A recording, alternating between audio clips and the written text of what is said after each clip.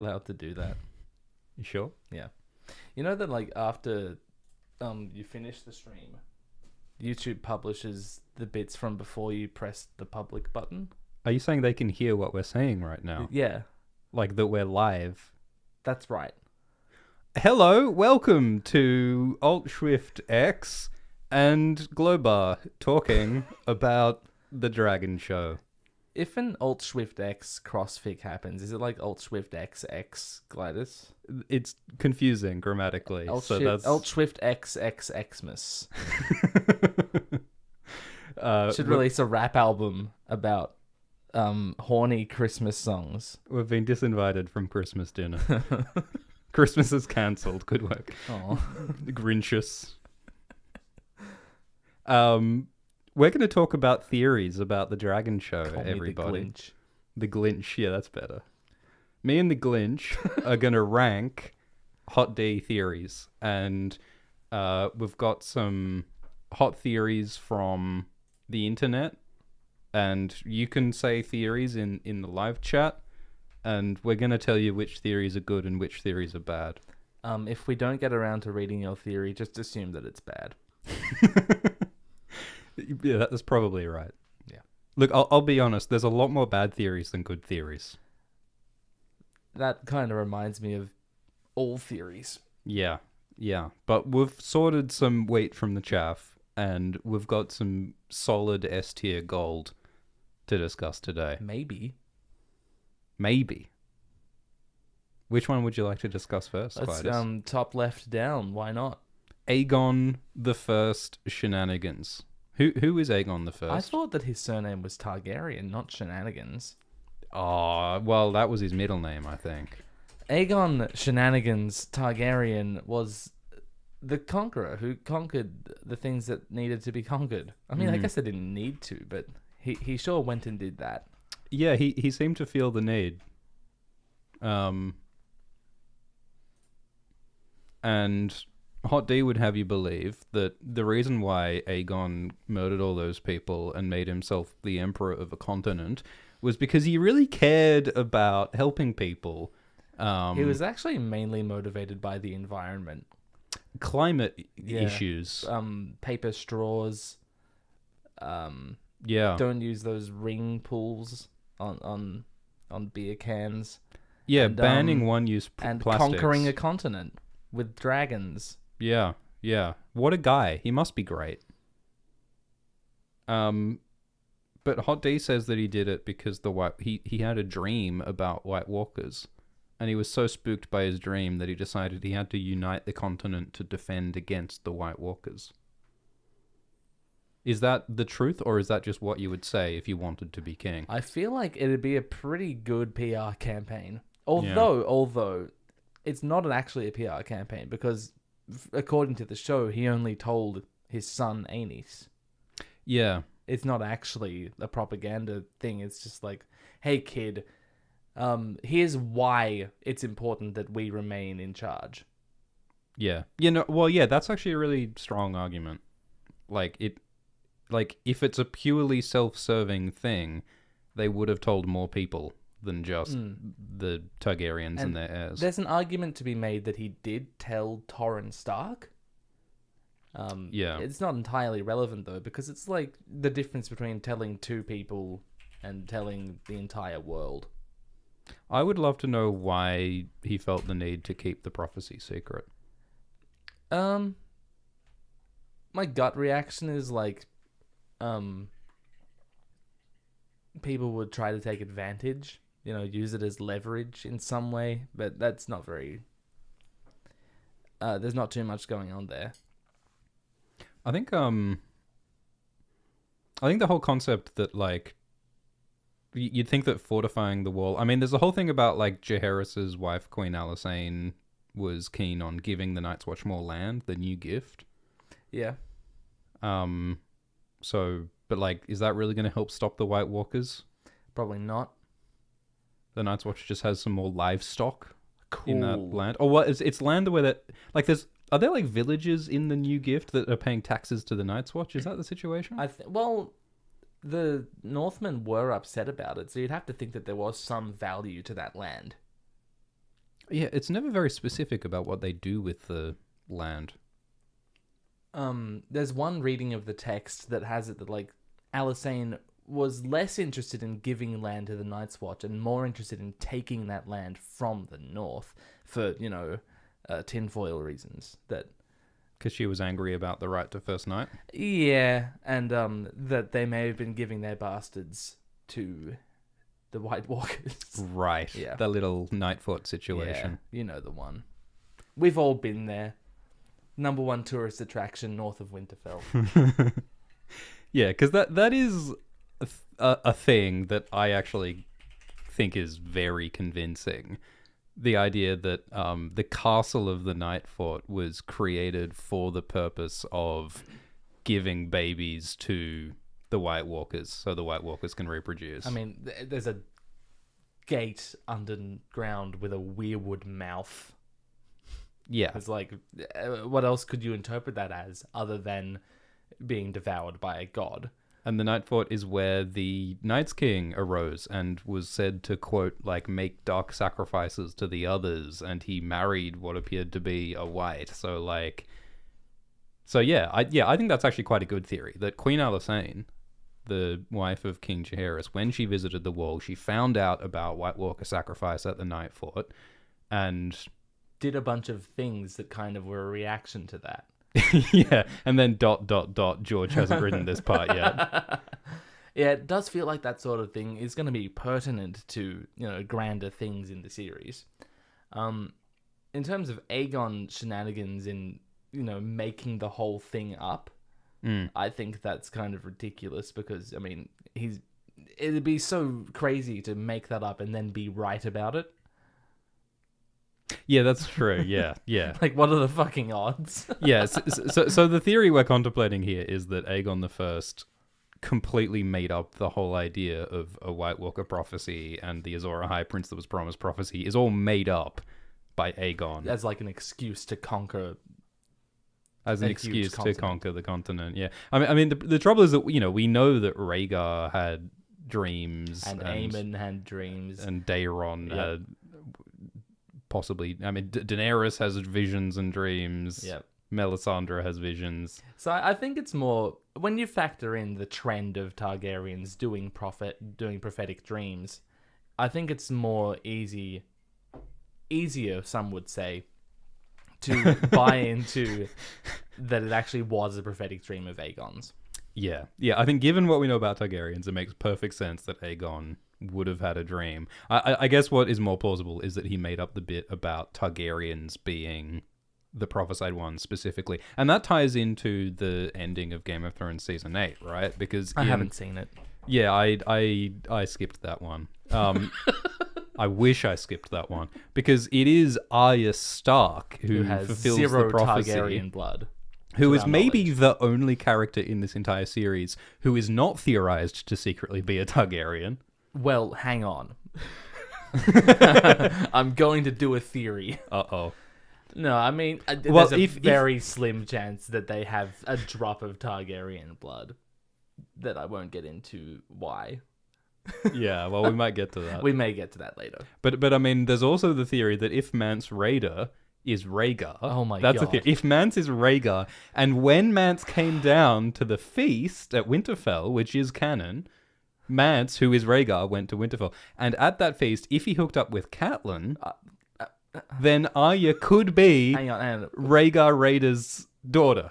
Which feast are we talking about? The feast where Mance famously visited Winterfell. The one at the start of A Game of Thrones when Arya is already like 10 years old. Well, no, obviously, it's a time-traveling fetus. How old is Arya? She's older than Bran, isn't she? No, she's 10, yeah. Try not to think about that during... the Winds of Winter sample chapter. Yeah. Okay. Well, all right. I admit it. Arya is not a Targaryen, and therefore, why all this business about the Targaryens being the center of the prophecy? That is bubkus. So maybe Aegon did make up the part. Or maybe Benioff and Weiss made it up. That's the problem. The canon gets so twisted because we're mixing like 3 separate things. the books, which are different to the Game of Thrones show, which is different to the House of the Dragon show, and House of the Dragon does base it off George's lore. Like there is George lore in Hot D that is not in George's books. This prophecy didn't even exist in Game of Thrones. Yeah, I mean, and that's what I almost hate is that like there's George lore that is not in books, but is in shows that contradict books. Because George hasn't written books yet. There is no one unifying George lore. We need a... Yeah, okay. But what actually makes sense, if we're actually being sensible here, like as we saw in Hot D, Viserys had the dream about his son being the king, and he assumed that it was his son with Emma, but... That never happened. But in the end, it was his son with Alicent who became the king, / his daughter who became queen. So, like, Targaryens have true prophecies and true visions, but mistakenly assume that they and their family are at the center of it. That's true of every other prophetic thing in the entire series. Melisandre, in her chapter in A Dance with Dragons, is like, I don't fucking know what any of this means. Yeah, and George, in his more lucid moments, has said, I don't know what the fuck any of this means. Yeah, so... when he speaks to us as Marwyn the Mage in A Feast for Crows, he says, nah, prophecy is just kind of bubkiss, isn't it? Yeah. The best fourth wall break in A Song of Ice and Fire is when Peter Baelish, in Book 4, says, oh, I had hoped to have a few more years to plant a few more seeds and water things, but things are moving faster than I anticipated. And Littlefinger says that after George had intended to do a 5-year gap between books 3 and 4, but then he changed his mind. So the whole timeline of the story that George planned, quote unquote, got thrown out the window, and Littlefinger like acknowledges that. That is pretty cute. That's great. So where would you put this idea of Aegon making shit up about himself as an excuse to conquer the world? Yeah, I mean, I guess now that we've talked through it, it doesn't work as an excuse when he only tells his firstborn. Because I feel like of all the people who are going to question his motives, Aenys isn't foremost among them. Yeah. Aenys is the last person you need to justify anything to. He is not a strong-willed individual. Dad, why are we in charge of the world? I love Aenys's... Like, Aenys being clueless is, like, his whole thing. Absolutely. Like, he didn't anticipate that the Faith wouldn't like his incestuous situation, blah, blah. So, I don't think Aegon made up anything. I think it's an interesting talking point, though, so I wouldn't put it as low as we possibly could. I think Aegon, like, misinterpreting the prophecy. Yeah, and you could call that making it up. If you... Yeah. Just kind of don't give a shit about what words mean. There is another Aegon theory I'd like to discuss. Oh, yeah? Which is Aegon I has no biological children. Right. And you say this because he famously didn't hang out with Visenya much. He had 2 wives, obviously. And he was desperately in love with Rhaenys, it is said. Yeah. But she was good mates with a lot of singers too. That's good art. It is good art by Ramsay Furhart. I like the dragon in the background. This is now the Glimbus and Swifto Art Appreciation Hour. Oh, we could rank art. No, we wouldn't rank it. We would just sit here and talk about what we like about it. Yeah, it would be like that Twitter account, We Rate Dogs, where every dog gets 11 out of 10. Like, what are we going to do? Oh, this art that someone put hours into is bad. Oh. I like the scale armor a lot. That's cool. Yeah. The braids in Visenya's hair. Anyway. Yeah, that is basically the theory. Because, like, Aegon was a dude who was very focused on his duty, and his motives and his relationships are all a bit mysterious. He had, like, no friends apart from, like, Oris Baratheon, apparently. He doesn't sound like a guy who fucks, to put it bluntly. I mean, like, he's not a party guy. Like, and it says that he's, like... It's said that he was, like, not interested in the charms of women apart from his sisters, and Rhaenys specifically. But here's the thing. It took like years to have a child with any of them. Like, he only had Aenys like 6 or 7 years after conquering Westeros. He died at the age of 64 or something like that. Yeah. And he married them when he was like in his teenage years. Yeah. And he had 2 children. That's crazy. Especially if you're a feudal lord. Compare that to Jaehaerys. Now that guy fucks. He had like 12 kids. Yeah. And like a lot of Targaryen kings didn't have many children, but a lot of Targaryen kings didn't live very long. So yeah, considering how long Aegon was married to 2 women, the fact that he only had 2 children, and like, you know, Maelor was a weird fucking monster, who might have been the result of sorcery. And Rhaenys had, all these like handsome singer friends, and it sort of is implied in the books that, you know, maybe it's a possibility that she slept with some of those singers and stuff.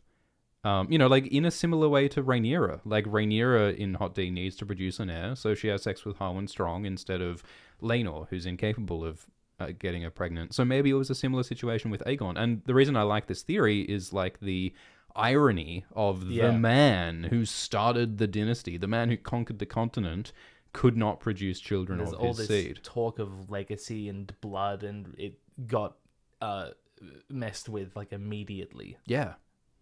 And because like I think that one of the underlying messages that A Song of Ice and Fire sort of flirts with is that it's dumb and bad that everyone puts so much stock in bloodlines. It is very brave of George to speak out against the mechanics of feudalism in the 1990s. Too soon, right? Yeah. Too soon.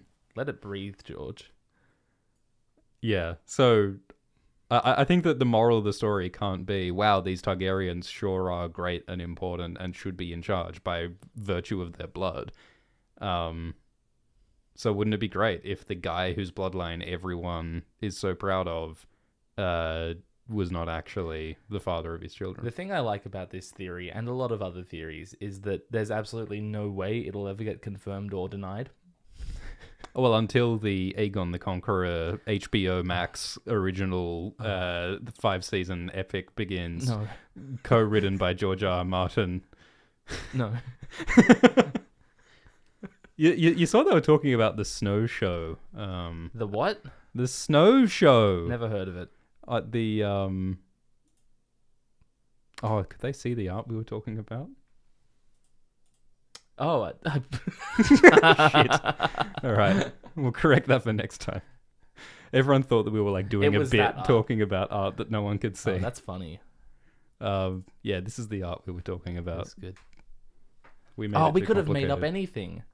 We could have been describing anything. All right, now we know. How would you rank that theory that Aegon has no biological I'd put children? it in B. B? At most. Because, like, there's just, it's very vibes based. It is extremely vibes based, yeah. Yeah, I'm happy with B. Cool. What were you going to say about the snow show? The snow? The snow. They were. Apparently, Kit Harington was talking about it. No, he wasn't. I don't think Kit Harington should be allowed to speak about television, but the madmen let him, and I don't think he said anything at the panel. I think that everything you've seen about him saying stuff on the panel about the snow show, the snow was unsubstantiated and just there to grab your attention, and there's actually nothing to it. Yes, there is a lot of clickbait and outright lying on the internet at the moment. But I did see that Jon said some things about how, like, at the end of Game of Thrones Season 8, Jon is in this mindset of, you know, blah, blah, being sad and not being okay with stuff. And, you know, that does correlate with, you know, George Martin said that the Snow Show is a thing that is in development and that Kit Harington is behind it. So that it does, we do have some more insight now into the Snow Show that we didn't have before. It's all very concerning. I'm very concerned. I was concerned about House of the Dragon, though, so don't put too much stock in my concern. Yeah, that is exactly my theory, my feeling. Like I thought Hot D would probably be mediocre, but it's actually really good. So I hope that the Jon Snow show will also be great. Yep. Would you like to talk about a Hot D theory? I'd Since we did to. Since this is a Hot D stream, apparently that is what you titled it. That is true. I'd love to talk about Barth and Jaehaerys, if we're happy to just dwell in history for a little bit while more people roll in. Yeah, we're in the history corner at the moment. We're going to talk about some Fire and Blood history stuff. then we're going to move on to hot tea. I really like this idea that Barth and Jaehaerys made up the prophecy. I think it's way more coherent than Aegon making it up. Yeah. Because there actually is no proof that Aegon made it up. Viserys just says that he did. And that he carved it into a kitchen knife. And he showed that to Rhaena and was like, your great-great-grandpappy wrote this down on a knife.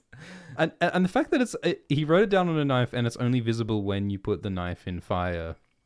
Which is like... That's some Harry Potter shit right there. Yeah, that's some I am Tom Marvolo riddle type shit. Yeah. It shows a desire for secrecy that still makes no sense to me. But if it's like... So Jaehaerys grew up in a time when the question of succession was the cause of war.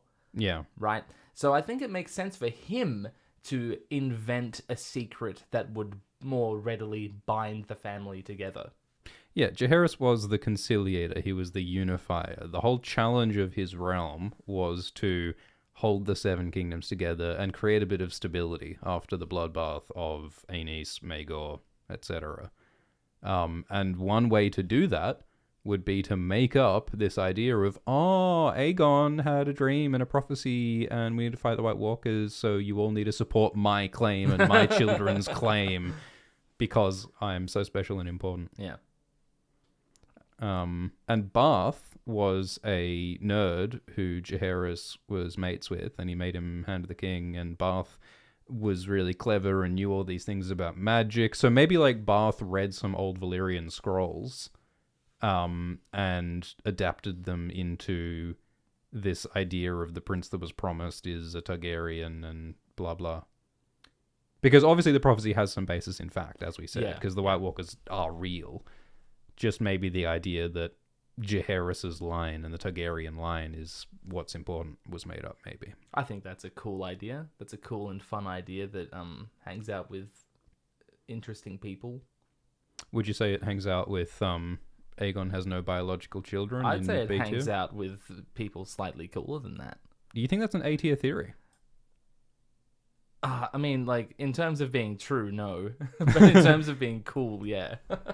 I mean, it's cool because Jaehaerys and Barth are both seen on the surface as, like, very virtuous characters. Like, Barth seems like a pretty unambiguously, like, cool dude. Yeah. But he's also a dude who has, like, secrets, right? Because, like, Barth was the one who had Arya Targaryen die on his table. Oh, I don't know if you can pin that on him. Well, no, but my point is that, like, Barth, after that incident with Arya Targaryen, there was this girl in Fire and Blood, Targaryen girl, she rode a dragon to Valyria and then came back and she was full of fireworms, and it was a whole, it was kind of a bad day for all involved, frankly. And Barth was so horrified by what he saw that he, like, never spoke of it again, right? Yeah, true, which is a pretty convenient way of covering stuff up if you had stuff to cover up. Like, what are they hiding? Bro, like, why don't you want people to know that Valyria is a festering nightmare zone full of mutant dragon worms? Like, the charitable interpretation would be that he doesn't want people to be interested and go check it out. How many people do you think would hear, there's a wasteland full of evil worms that might eat me from the inside out. I want to go there. A few. People do travel to, like Ohio, and even though everything about that is well publicized. I thought you were going to say Chernobyl. You said Ohio. I guess people do go to Chernobyl, don't they? At least Chernobyl it's got a lot of nature. Yeah, because it's been abandoned by humans for 40 years. Yeah. So Barth is willing to hide and manipulate the historical record for the sake of Targaryen optics. Which is exactly what this making up of the prophecy would be. Yeah, sort of. I don't know. I just think that, like, part of the theme of the story of Jaehaerys is that, like, Jaehaerys is such a cool guy. He's the conciliator. What a great dude. But then the more you read, you're like, wow, he was really terrible to his daughters and his wife. Be careful where you say that. Am I going to bring up the word misogyny on the internet? Jaehaerys was just like not great. The more you learn about him, And most of the cool things he did were his wife's idea. yeah, his wife was the one who had And, the like, smart ideas. Everyone's like, oh, but the roads. He built roads, though. What a fucking genius! Oh my god, wow. How many of those bricks did he put down, huh? What he did was he told someone to build roads. That's what he did. And like, yeah, it's a good thing that he went and did that, and that it was in the purpose of connecting the realm. How the hell had Westeros gone 8,000 years of feudalism and no one had built a road from Casterly Rock, well, Lannisport, to, let's say, Highgarden? How the hell? Did none of those kings over the thousands, with a T, thousands of years, never thought it would be good if we could trade between the thriving cities of Lannisport and Old Town? Wouldn't it be great if we could trade? Not thousands? Thousands? No, not thousands, not trillions, not thousands, thousands of Wow. years. I guess you can get from Lannisport to the Arbor and Old Town by ship, and that's probably Yeah. the best way to do that. But, going from, I don't know, let's say River Run to Yeah. anywhere. Yeah. Or, well, Harrenhal didn't exist. And if it did, would you want to go there? I wouldn't. I mean, in fairness, like they say, there were roads, they just sucked. Yeah. Until Jaehaerys built the good roads. But yeah, given the theme that Jaehaerys seems great, but the more you read, the more he was maybe not great, maybe making up the Targaryen prophecy as a sort of cynical realpolitik move, it makes some sense. I think it does. Would you like to read some super chats? It's my favorite thing to do. Thanks for the super chat from Stannis McNuff, who says, Tywin's last thoughts went out to Tyrek. God damn it. His last words were, wherever horse go. I feel like my legacy has been cast, Yeah. There's nothing I can do now. Yeah, Glidus, you started this everyone is a horse situation. It's like the grayscale epidemic that everyone expects Shireen's corpse to, unload on Westeros. Like, I have poisoned the land. You've poisoned unintentionally. the well with horses. All I wanted to do was make some people laugh in a video, and now you go onto www.reddit.org and look at A Song of Ice and Fire stuff, and it's all just people being horses, and I'm not sorry. Because the video is fire, but it weighs on my conscience still. What's the video called for people who want to look it up? It's called Fake A Song of Ice and Fire Theories. It's in all caps, you see. It wouldn't be a Glidus live stream if you didn't shout randomly at some point. Hey, I turned away from the microphone slightly. Just to explain the joke. Tywin's words to Tyrion before Tyrion kills Tywin in Game of Thrones is, where did Tysha go? Tyrion's first wife, Tysha. Where did Tysha go? And Tywin replies, wherever whores go. And Stannis McNuff has decided to change wherever whores go to wherever horse go. Wherever whores go. It's pretty good. It's a horse joke.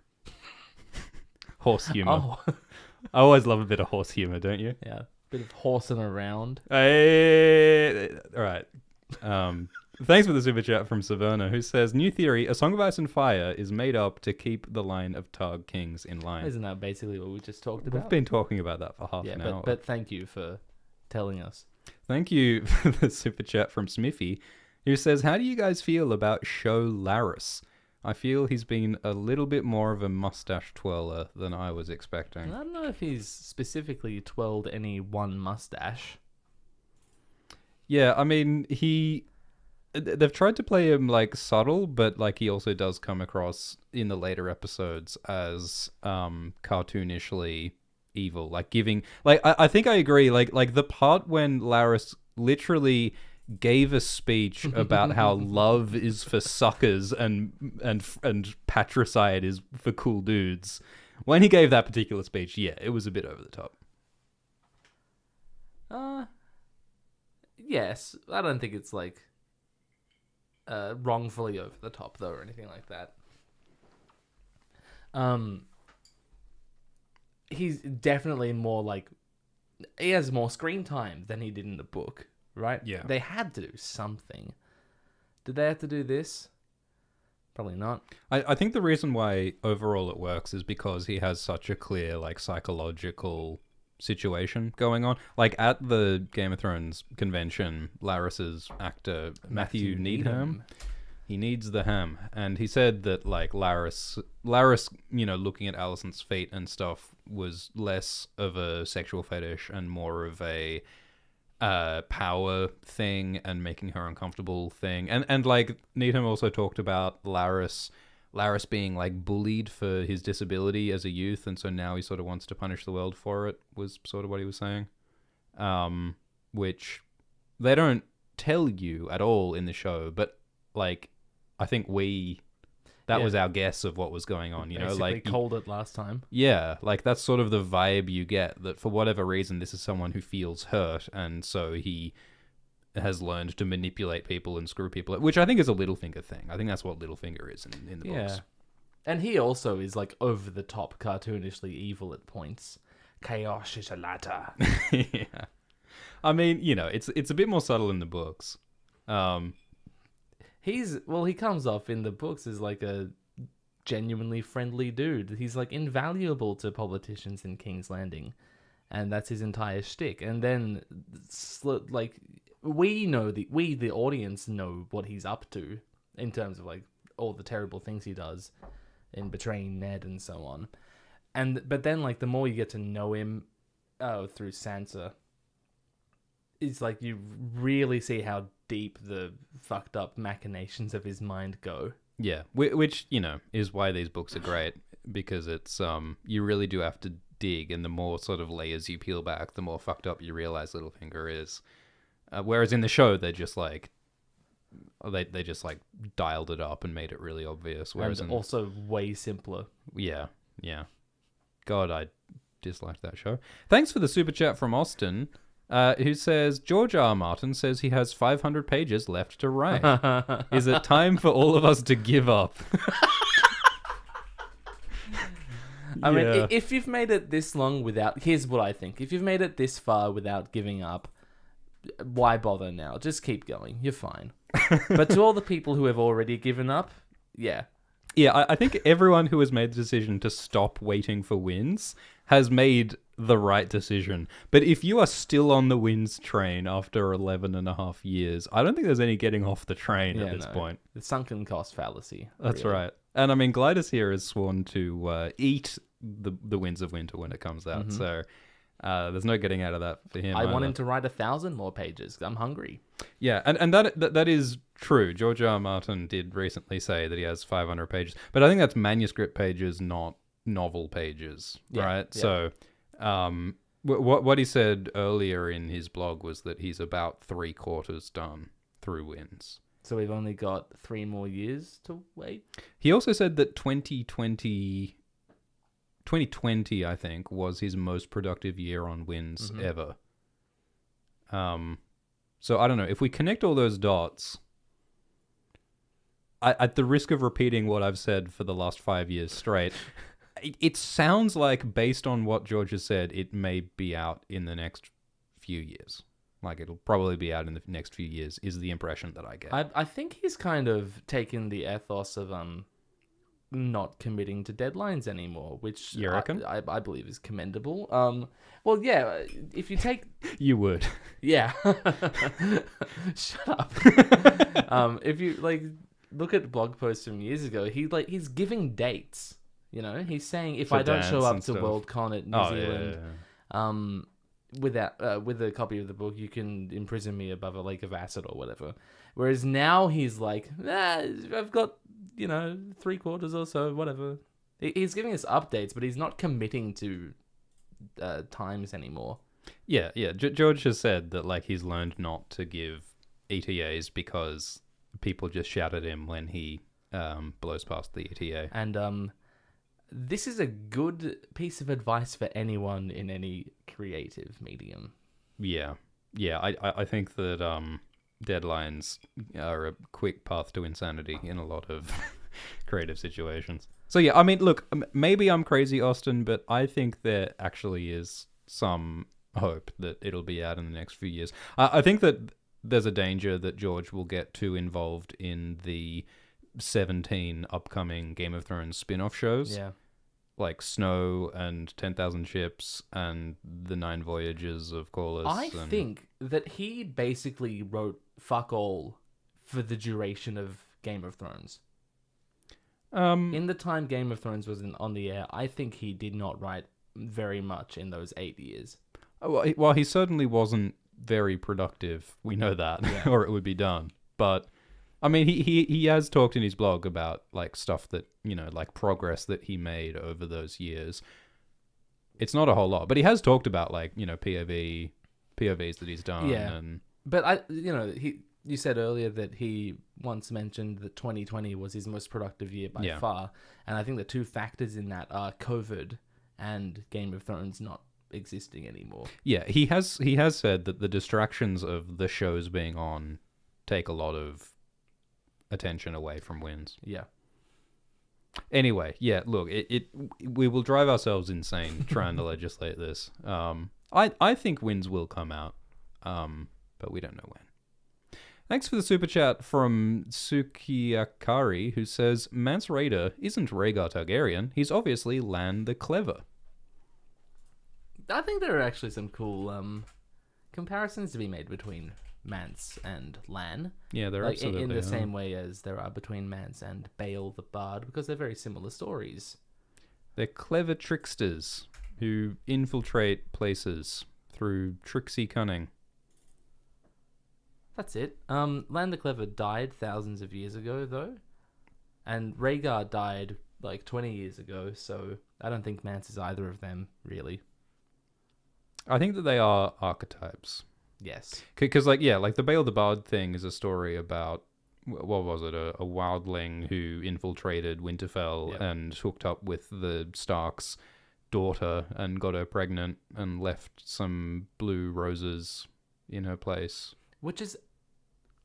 And then he gets, killed by...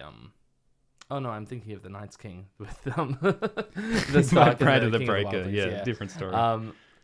But it's like mechanically very similar to the Lan the Clever story of tricking your way into the castle and then hoodwinking the family out of it, like their bloodline. Yeah, which is actually it's a great story. The whole my people are actually your ancestors. Which is what we said before about like Song of Ice and Fire undermining the whole bloodlines are everything thing. Mance is saying Northmen and wildlings are interconnected already, so your whole like superior bloodline bullshit is nonsense. And also obviously like the Bael the Bard running off with the Northman's daughter and leaving blue roses also parallels Rhaegar running off with Lyanna and her crown of blue roses. So, this is just something that George does. He just like puts the same archetypes. Mance running off from Winterfell with Jane Poole. Yeah. And leaving corpses. Yeah. Don't you love a good trickster? Oh, we do love them. We do love a trickster. Sorry, I'm trying to think of parallels between those people and Littlefinger now, because he also made off with Stark's daughter.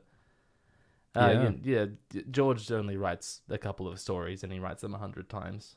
Yeah, like Littlefinger and Sansa escaping King's Landing after Joffrey gets poisoned, and is there anything like that in Hot D? Don't think so yet. I guess Daemon escaped the Red Keep with the King's daughter in episode 4, but that's like very different vibe. Yeah, Daemon sneaking Rhaenyra out through the secret tunnels. I mean, the what? Let's not. We'll get there. They really are emphasizing the secret tunnel situation in the Red Keep this season. Yeah, Rhaenys uses them. Rhaenyra and Daemon use them. Who else uses them? Well, Eric knows about them. Yeah. That was weird. Yeah. No, he's a Kingsguard. I guess it kind of makes sense. He learns it from like Aegon. I guess Aegon knows. Yeah. They're not very fucking secret, are they? If everyone uses them. And that connects back to Lan the Clever, because Lan like winkled his way into Castle Rock. Yeah. Intertextuality. Thanks for the super chat from Saint. who says, finally caught a stream from the UK. Luke London, we're going to talk about some theories after... we're going to do a spoiler section near the end. Yep. Alt Swift Rivers. Your bastard son! Oh my goodness. My bastard son, Alt Swift Rivers, just sent a super chat saying, Father? You must be mistaken. Your father's a horse. Thanks for the super chat from Foxtail Tales. Oh, no message. I really commend that. And a super chat from John T. Savage, who says, what do you think of the theory that... is this a spoiler zone question, do you think, Glidus? Let me have a looky-loo. Yeah, that's a spoiler section one. But we should talk about that later. Yeah. Thanks for the super chat from Foxtail. Oh, he did send a message. Yeah. It's 5 a.m. in Michigan. Good morning. Good morning. Alicent is Sarah's daughter. Oh, have you not heard that one? Oh my goodness. Oh, it's a real thinker. All right, thanks for the super chat from Suki Akari. Glidus is going to explain the Alicent is Sarah's daughter theory. Oh boy. Ooh, doggy. Okay, so prior to Alicent's description, there are no Hightowers described as being Valyrian-ish. You know how Hightower is described as looking Valyrian-ish in the book, in the show. She just looks like a... So the Hightower family, the family of Alicent and Otto, they are often described as being like blondish, is what you're saying. Yeah, and that trait is typically... I mean, there are other... I think they're Andal houses with blonde hair, like the Lannisters. But it's... I think the way they're described is more akin to Valyrians, and that's why people have question marks. Alicent's the first one, I believe, who is described as looking that way, like in the chronology. And so people think, well, maybe that it's at that point that those genetics entered the Hightower family, instead of, these theories that they're descended from the Great Empire of the Dawn, which is also where the Valyrians get their genetics. It's all very schizoid. But then there's, the idea that, are you fucking ready? I'm so not ready, but go for it. Jaehaerys mistakes Alicent for Sarah on his deathbed. He does? Yeah. Yes? I think that's it.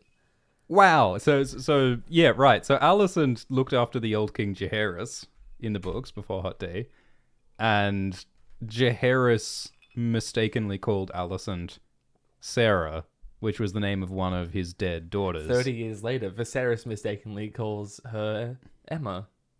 Yeah. Senile old man. So you're saying that Sarah, Jaehaerys' daughter, somewhen said that Jaehaerys' daughter, Sarah, was the mother of Alicent Hightower. Yes. And that's how Hightowers got the Targaryen-y appearance with the blonde hair. Yes? Question mark? I'm not a geneticist, but... they're magical genes, aren't they? They're Targaryen magical dragon genes. George genes are all over the place. George genes, yeah. We kept saying like Alicent's appearance is described as X or Y. To the best of my knowledge, there is no description of Alicent's appearance in any of the books. I think it's more that all of the Hightowers who are described as looking like that are after Alicent. Yeah. But we just don't have any previous Hightower descriptions, so there's no deviation to model that on. All right, and Sarah Targaryen was in Old Town around the right time. Was it the right time? Was she? I thought that by the time Alicent would be born, she was already in Lys or Volantis. Because Sarah was the daughter who became a sex worker. You think of Majel, or I don't know. He has too many fucking daughters. Majel was the one who became a scepter. Yes. In Old Town. Yes. When was she in Old Town? Who cares? When was Sarah in Old Town? I don't think Sarah was ever in Old Town. Did she escape to Old Town after she was in prison because of the whole sex thing? After the scandal. Yeah. You wouldn't you believe it, but George R. R. Martin has written about scandalous Targaryen princess sex. Oh, that's right. She was going to be shipped off to become a sister because, she'd done sex things. Right, and then she escaped from there, yeah. Okay, so she was there for some amount of time. Enough time to fuck Otto Hightower. I mean, how old is Alicent?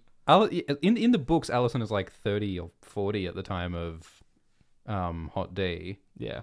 Maybe the timeline does add up. Maybe it does. And since Sarah's one defining characteristic is being a sex freak. A sex freak. I mean, how would she not want to hook up with the brother of the Lord of... Oh, I'm annoyed by how much sense this is actually making now that I think about it. I almost believe this shit. I kind of hate it. But like if you're using the descriptions of high towers after Alicent as a piece of evidence, I don't think that holds up to scrutiny because there's nothing before Alicent. Exactly. Yeah. There's no evidence of like a change before and after Alicent because there's no. Yeah. I think that the Great Empire of the Dawn theory, with the black oily stone at the base of the high tower and how old the high towers are, like how long they've been around for, I think that works much better as an explanation for their appearance. Yeah, so just to quickly cover that. Yeah, sorry. Yeah, Glidus is operating at light speed here, and for those who are not deeply steeped in Eldritch, deep A Song of Ice and Fire, like Stygian tier theories. No. Yeah, so Old Town is where the high towers come from. Otto and Alicent Slow are high down. towers from. I know. I like to start at the beginning. Those are the high towers of Old Town, and the high tower, which the high towers are named after, a big ass tower, is built on a island called Battle Isle, and the foundation of the high tower is made out of this oily black stone, which seems to appear. It says this in the World of Ice and Fire book. It looks like Valyrian dragonstone. Fused stone, which is created by dragonfire melting and fusing stone. But the stone predates the Targaryens and their dragons being in Westeros by several millennia. By ages. So like which dragons created this? And also the book says that the architecture of this stone structure is singularly un-Valyrian. So like there's multiple strong reasons to believe that Dragon Lords who weren't Targaryens were in Westeros thousands of years earlier. So who were they? If the Valyrians weren't the first dragon riders, who were? And the answer is probably the Great Empire of the Dawn, which is like the Chinese empire in the Far East that's mentioned in the World of Ice and Fire book. And they built the 5 forts, presumably. And the 5 forts are fused dragonstone structures that predate the Targaryens. So, like, basically there's all this, like, hidden archaeological fucking ancient aliens evidence in the deep lore. It really is ancient aliens shit, isn't it? It is. Like, basically, what we're arguing is that the pyramids were built by Chinese dragon riders. I'll buy it. That's sort of what we're saying. And what we're saying is that the reason why the high towers are blonde is because the Great Empire of the Dawn might have been blonde, which... Well, because isn't the idea that Valyrians also descended from them? Yeah.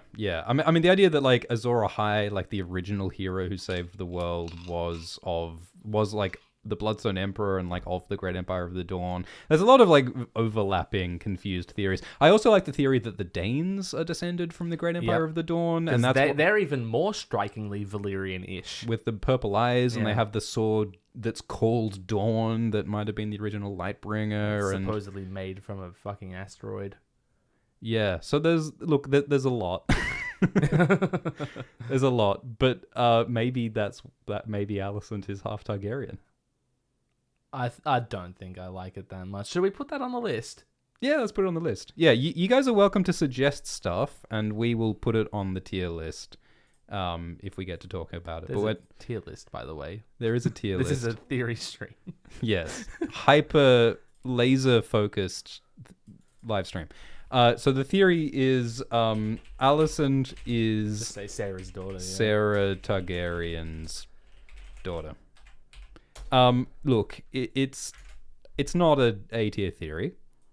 Thomas in the live chat says that the timeline doesn't add up. I'd be willing to believe that. I mean, Thomas says that Sarah was in Old Town in 85 AC. Does the book say that Sarah was in Old Town in 95 or AC? is that like a fan calculation? Yeah, because like there's a lot of wikis that very confidently say this happened in this year and this happened in that year, but they base it on like, oh, the moon was full on the week when this happened, and that was a year before that happened. There is evidence to suggest that George does think about that stuff in the minutiae when it comes to events in the main series, like concerning Stannis' movements in... No? I think Elio and Linda do the timeline. That's very patient of them. George has helpers called Elio Garcia and Linda Antonsen, and they keep track of some of the lore and world-building details so that George doesn't have to. And I'd be willing to bet that George does not know what year Sarah was in Old Town and what year Alicent was born. I think George uses the moon as like a, narrative device rather than a timekeeping structure. Absolutely. Obviously. Like it's... I've got this sneaking suspicion that this author is using elements to evoke emotion rather than as clues to, constructing a timeline for us insane theorists. As much as I like, despite the fact that I just went too deep, we must not go too deep and forget that this is a story designed. You're allowed to go deep, but you have to acknowledge that that's not what the intention is. It's like the advice that people give for kinky sex: do weird shit, but stay sane. Keep an eye on. I really reality. like how you just compared A Song of Ice and Fire theory crafting to BDSM. There are more parallels than you would think. It's really all just LARPing when it gets down to it. Just full immersion LARPing. Thanks for the super chat from Virgin Blood, who says, "Love you gamers. You think Larys will ever get the toes?" I'm gonna let Glidus answer that one. Okay. Thanks. I'll field this one. If by the toes you mean Alicent's toes, I hope not. Yeah. I mean, like, to frame that in a... I think that he's already getting what he wants. He doesn't want to acquire her toes. I mean, the other thing is that we know that that Larys does have a propensity for cutting people's body parts off. So it would not be unimaginable that he might take someone's toes or foot as like a souvenir. Jaime loses his hand. Cersei loses her womanly guile. Characters lose their tongues. Alicent loses her toes because that's what gives her power. Vaemond loses the top half of his head, which was that was the best half of his head. Like that was his best feature, was above the nose, I think. So yeah. That's moving stuff. I mean, to me, the question, like, will Larys have sex with Alicent is a bit like the question of will Littlefinger have sex with Sansa, Because they have a very similar vibe of, like, sort of idolizing but also exploiting and manipulating a woman. And Littlefinger, like, seems to be obsessed creepily with Sansa, and it's like, but, will...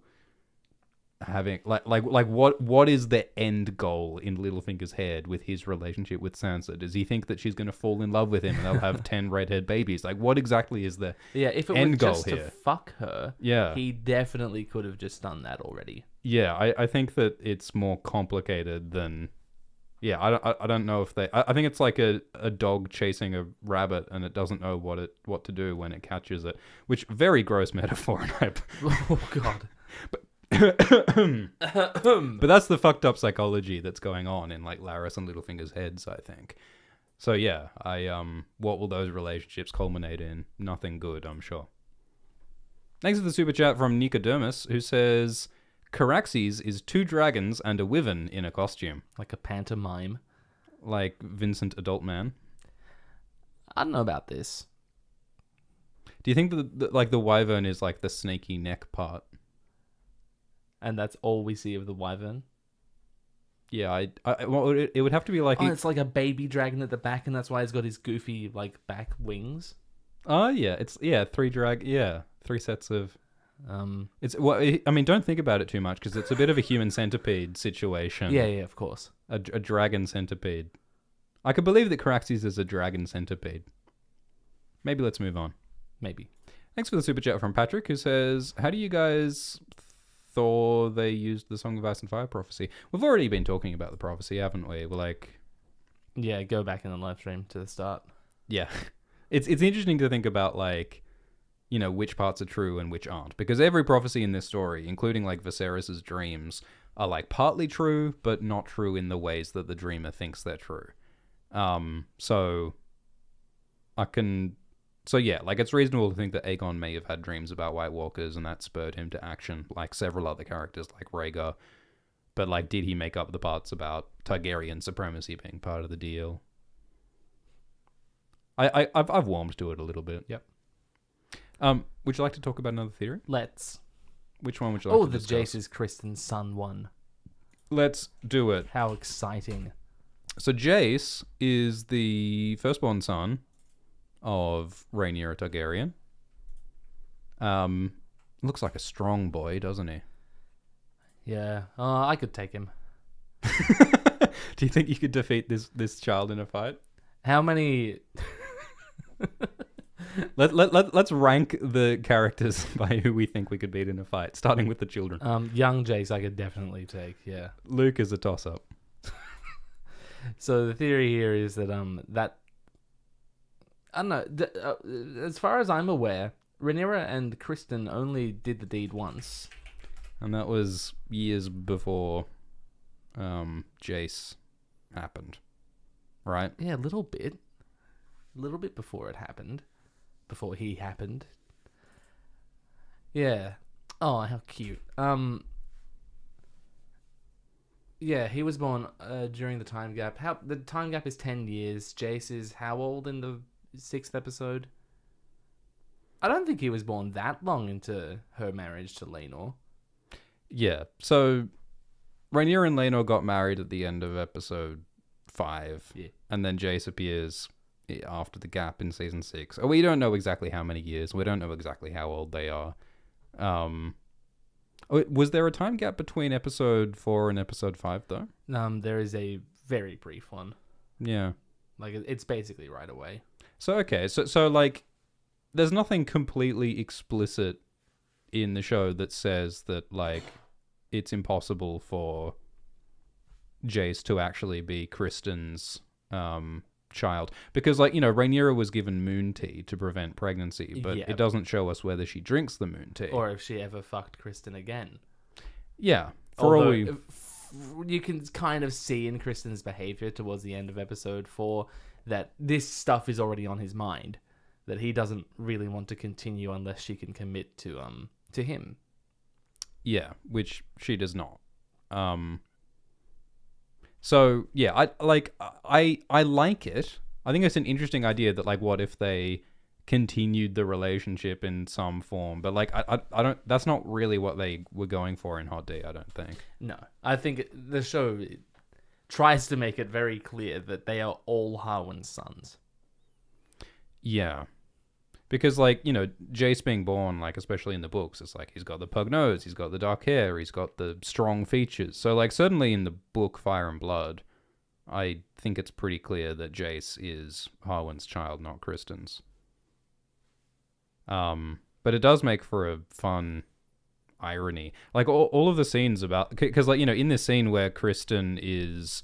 you know, like, trying to reveal Harwin's fatherly relationship with Jace and the boys by, like, showing how he's a father. Wouldn't it be so ironic if the whole time Criston was actually the real father, and I you know, and he doesn't know it, and he's being a terrible father because of, you know, how he's treating Harwin and the kids. Yeah.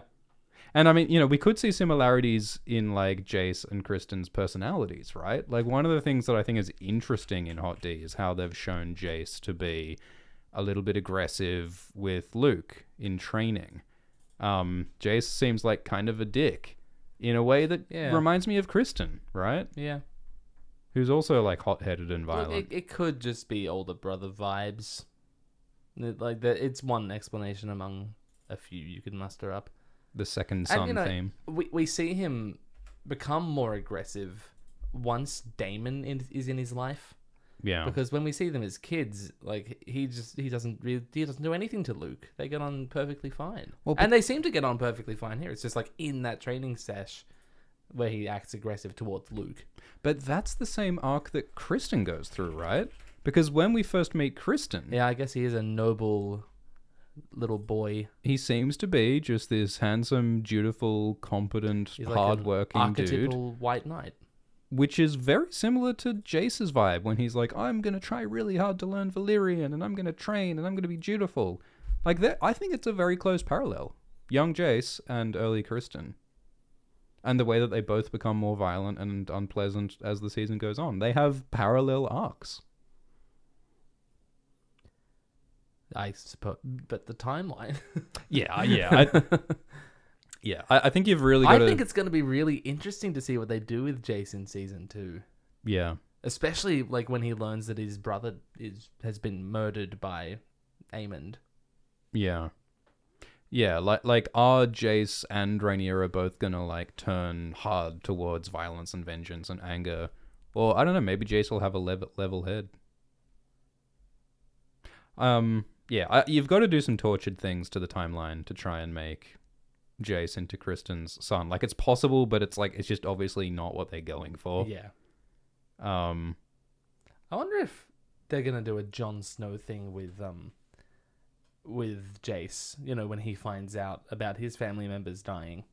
Jace has been sent to the north, and it's even like he's in the same location when he finds these things out. That is a great point. Like, just as Jon found out that, oh no, like Ned has been killed and Robb is at war and I want to go help my family. Jon tried to betray his duty. Yeah. But, Aemond talks about how, love, it tests your commitment to duty. So maybe Jace is going to experience similar hardships in that regard. Yeah, I think that's such a great point. Like, will Jace continue on his journey north to be the envoy to the Eyrie and the North after he finds out his brother was murdered? Or will he do something stupid and turn around? Yeah. Obviously we know what happens in the book. They can change things. They've changed plenty of things. But I'm talking more about like the tone of the things he does. Yeah, absolutely.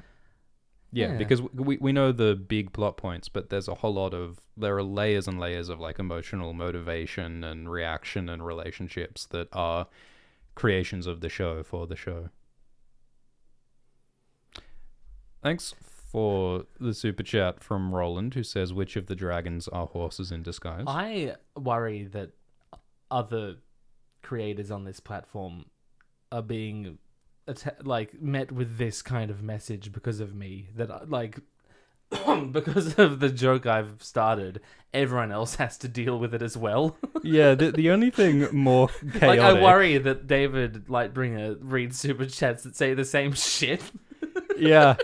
That's the thing. When you send a horse meme out into the world, it not only comes back to you, it washes up on everyone else's shores. Yeah. It's the equivalent of like environmental pollution. Yeah, I've dropped a nuclear bomb in the Pacific Ocean. You've dumped a whole lot of polonium into the Atlantic. And now the waters in Kiribati are contaminated. And they don't even know why they don't even know what it is. You've changed the canon with your horse joke. George R. R. Martin is probably getting these horse jokes. It's like, what the fuck? Doesn't know what they're talking about. Like when Preston asks George about the Vulcan spaceship. The what? It's a plague star glider. No, the red comet George is like, well, star. what are you talking about? Yeah, exactly.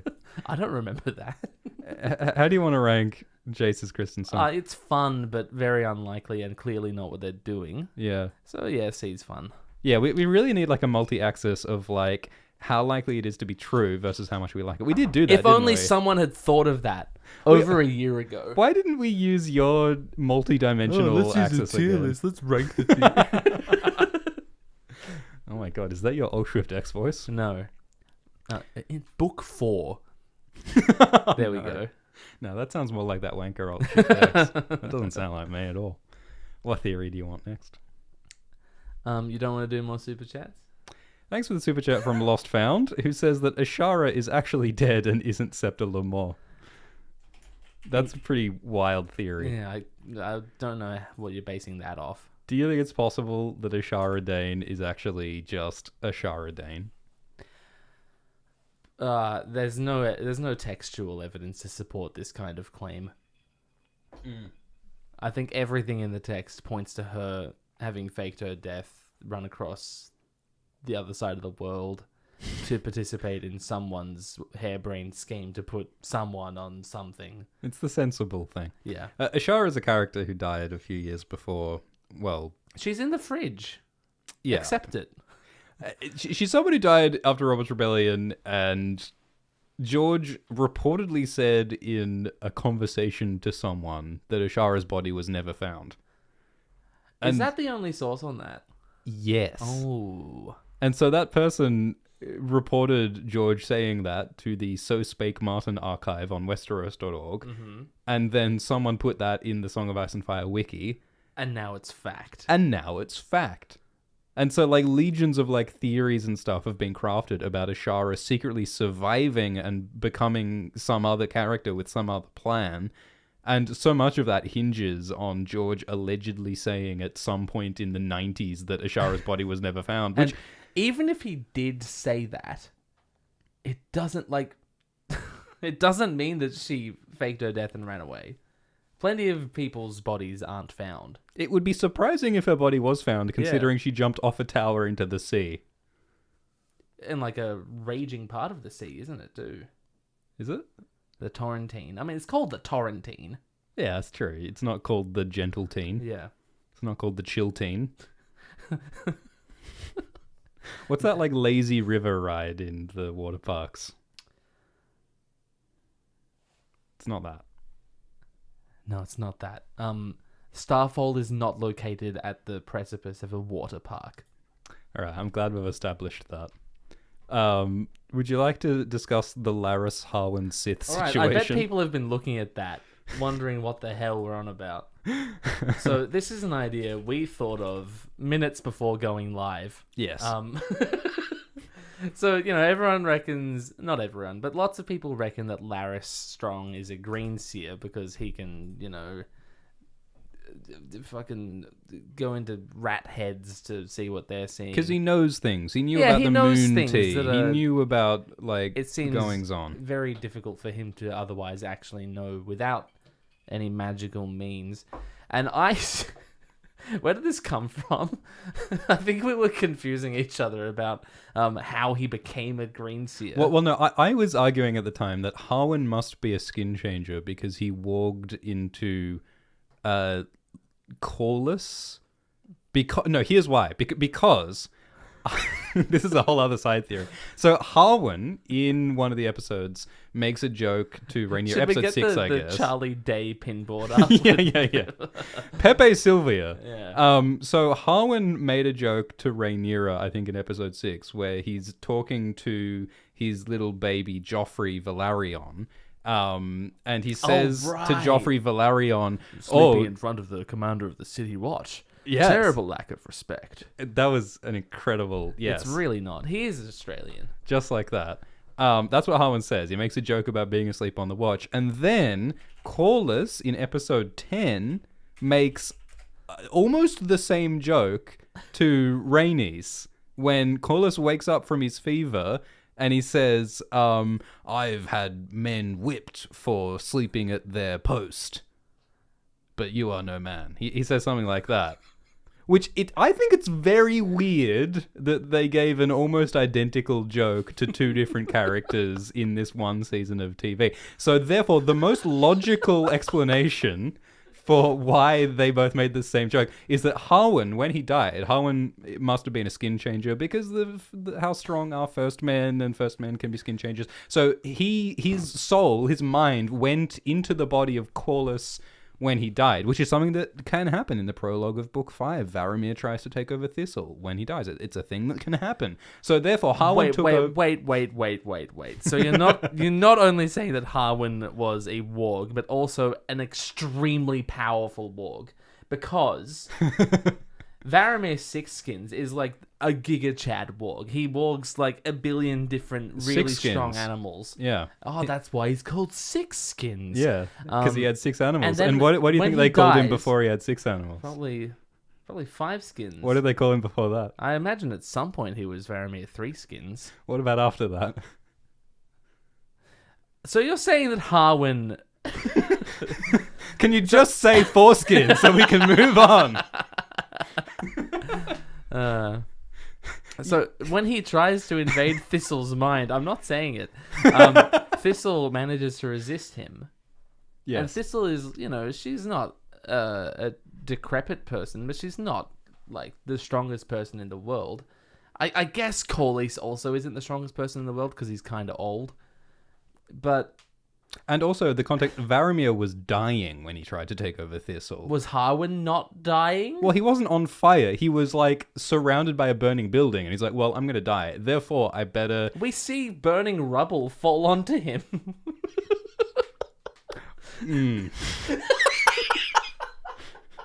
Okay, he did die. And then his soul left his body, and then he took over Corlys. And that's why Corlys... Makes the same joke as him. Makes the same... Because it's the same person. Like 14 years later. And that's why Corlys changes his mind. Corlys suddenly, changes his whole personality. He's in love with Rhaenyra. Because he's in love with Rhaenyra. No. And that's why Corlys suddenly joins Rhaenyra. And that's why Corlys suddenly doesn't care about, Velaryon ambition anymore. Because he's not a Velaryon. He's a strong... And he wants to support his love Rhaenyra. What about the 6 years in between Harwin dying and this moment? He wanted to party in the steps. I guess Harwin would want to do that for a bit.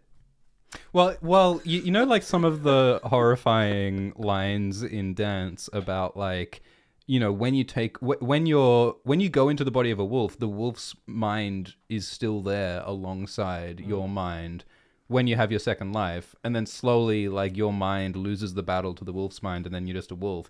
So, maybe in a similar sort of way, obviously, it's not ethical to take over someone's body. So when Harwin tried to take over Corlys's body, Corlys's mind, he's a strong-willed guy, he resisted. And so there was an ongoing battle between, Harwin's mind and Corlys's mind inside Corlys's body. You actually believe this, don't you? I think I believe it. I'm a true believer. And that's why he cut his own throat. I remember now. Oh, okay. So it's... I remember. Okay. So the reason we're doing this stream is that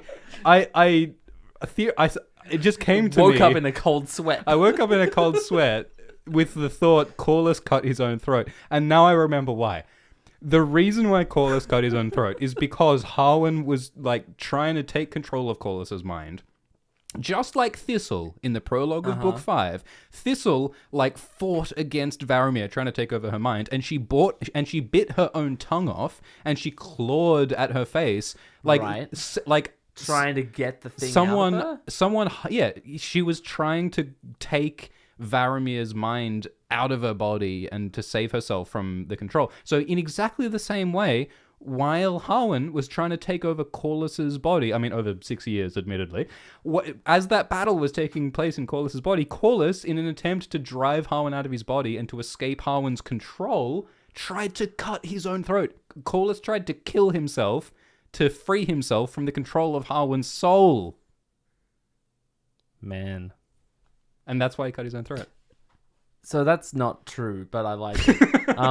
Does Hodor ever try to do similar things? Does he ever show signs of assaulting his own body to get the Bran out? I don't think he does. Yeah. But yeah, in the books, maybe because Bran's just too powerful, way more powerful than Varamir.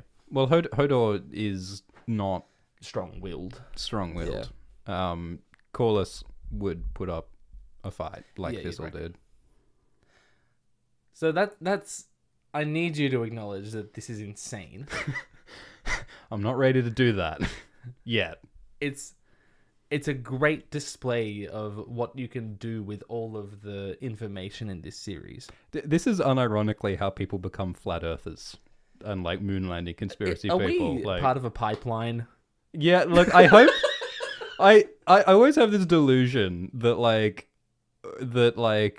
talking about theories inadvertently teaches people about skepticism and evidence and stuff.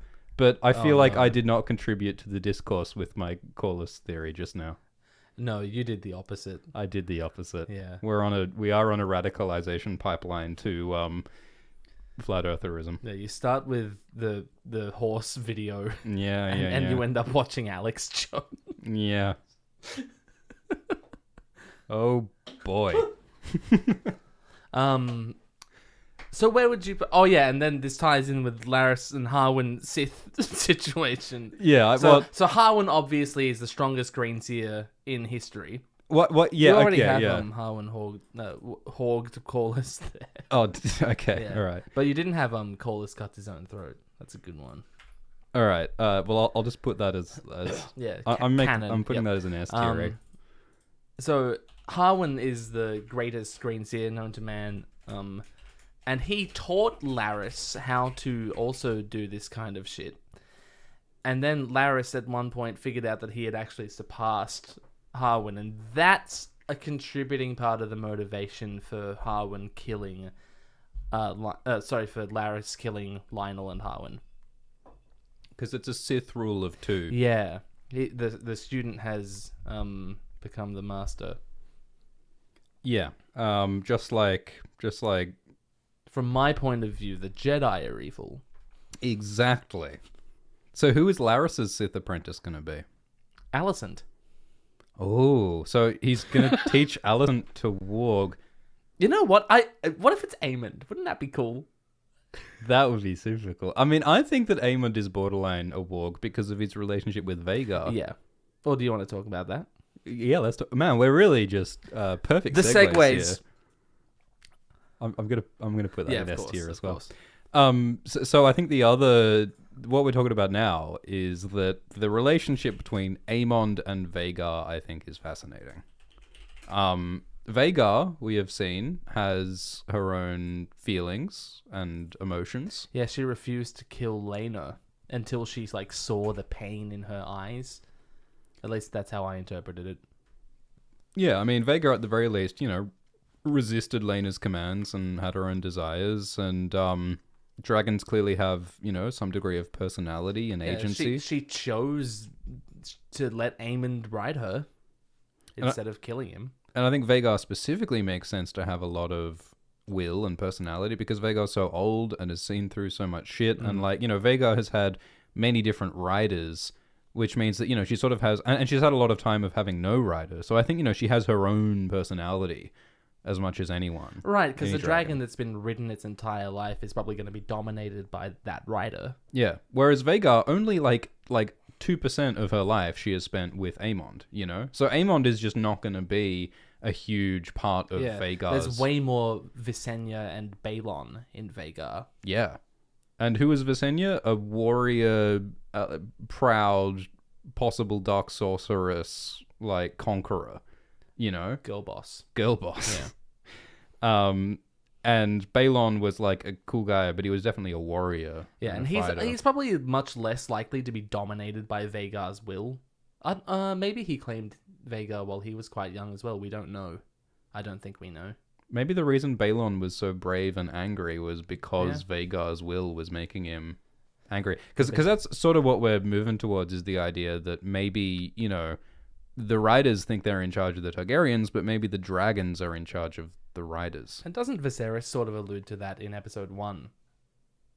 When he's talking to Rhaenyra in front of Balerian's skull about how the idea that we control the dragons is an illusion. Yeah. Yeah, so maybe sometimes it's the dragons that control the riders. And I mean, that's about magic generally, is that, magic consumes people and power consumes people, and magic is a sword without a hilt. And so you can look at how Stannis, his body starts to wither away when he starts doing magic with Melisandre. Yeah, so maybe, Vhagar is using Aemond as an excuse to do what she wants to do, i.e. eating Arax and Luke. Yeah, and one day she's just going to veer off of what Aemond wants to do and just fly down to Dawn and just Agent Orange all over the place. Yeah. Yeah. Yeah. No, Vhagar is nasty, and it's going to be... she's a sweet old lady. I love that they've given her so much personality. I like the iguana neck droop that she's got. Yeah, the big old lady. Yeah, goiter. Is that a goiter? I don't know. Yeah, that. Yeah, it's an iguana thing. Surely. I believe it's called a wibbly wobbly. Yeah. A cockle wobbly. So what are we claiming? Vhagar makes Aemond evil. We don't want to. I mean, we don't want to get into spoiler zone territory just yet. No. We know Aemond before he claims Vhagar.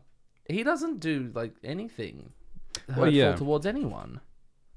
He just investigates Dreamfire because, you know, he's a Targaryen. His identity is defined by dragon havingness, and so he's really driven to have one. But then, as soon as he claims Vhagar, he does become more aggressive.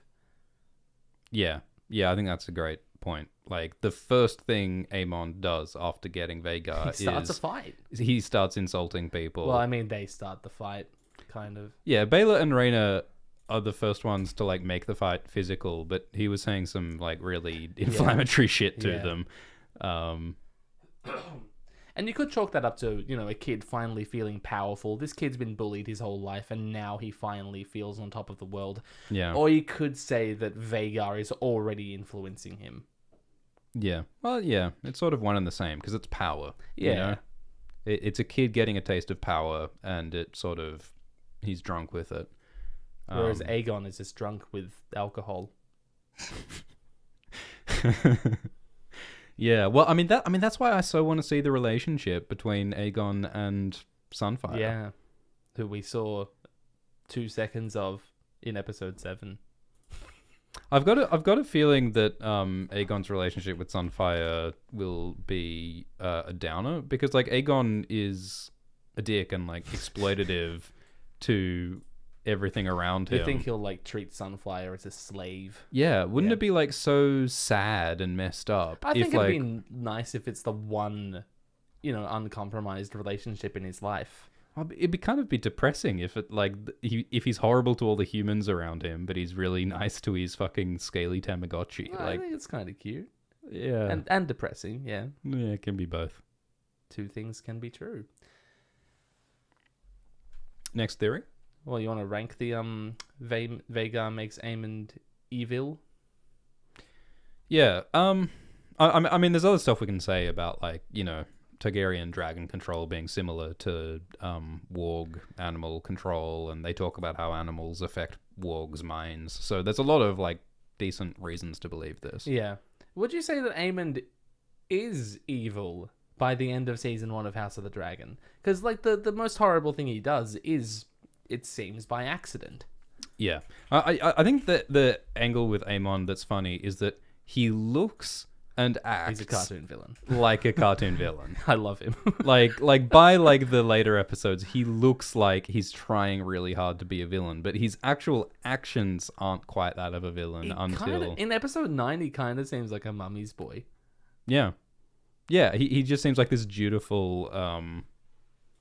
He's just like trying to follow Mummy's orders and find Aegon, and he also wants to be the king. Well, yeah, but like he still goes along with the plan to make his brother king. So it's kind of against his interests to find Aegon. Although maybe he goes along with Criston so that he can influence the search to be outcome that they don't actually get Aegon, because he does try to do that here. In this moment, Aegon begs Aemond, let me run away and not be king. Yeah. And then Aemond would probably end up king. Yeah. So and Aemond says, yeah, no, I'm not going to argue with you. And then Criston shows up and he's like, come on, boys. Off we go. So you think that Criston sort of had the control there? Yeah. It's like Varys' riddle, like, you know, who has the power, the man with the sword or the king or the priest or Alicent or Criston? Jowls. That's what Vhagar has. What's not goiter? What's goiter? I don't know. I was thinking jowls. Vhagar has jowls. Yeah, no, look, I agree with you that, yeah. Oh, goiter, isn't that like a growth on the side of the neck? From, I don't know, there's some mineral deficiency that causes that. Okay. And that's why, what's the mineral they add to salt? Iodine. Iodine? Yeah, that's why there's iodine in salt. To prevent goiter? Yes. What if I want goiter? You don't want goiter. I don't want goiter. What if you have goiter on your jowls? Anyway, I think it's just over at that point. Welcome to the Glidus and Ultshift X medical advice hour. The Millie Alcock's nose podcast. Did we ever get to the bottom of Millie Alcock's nose?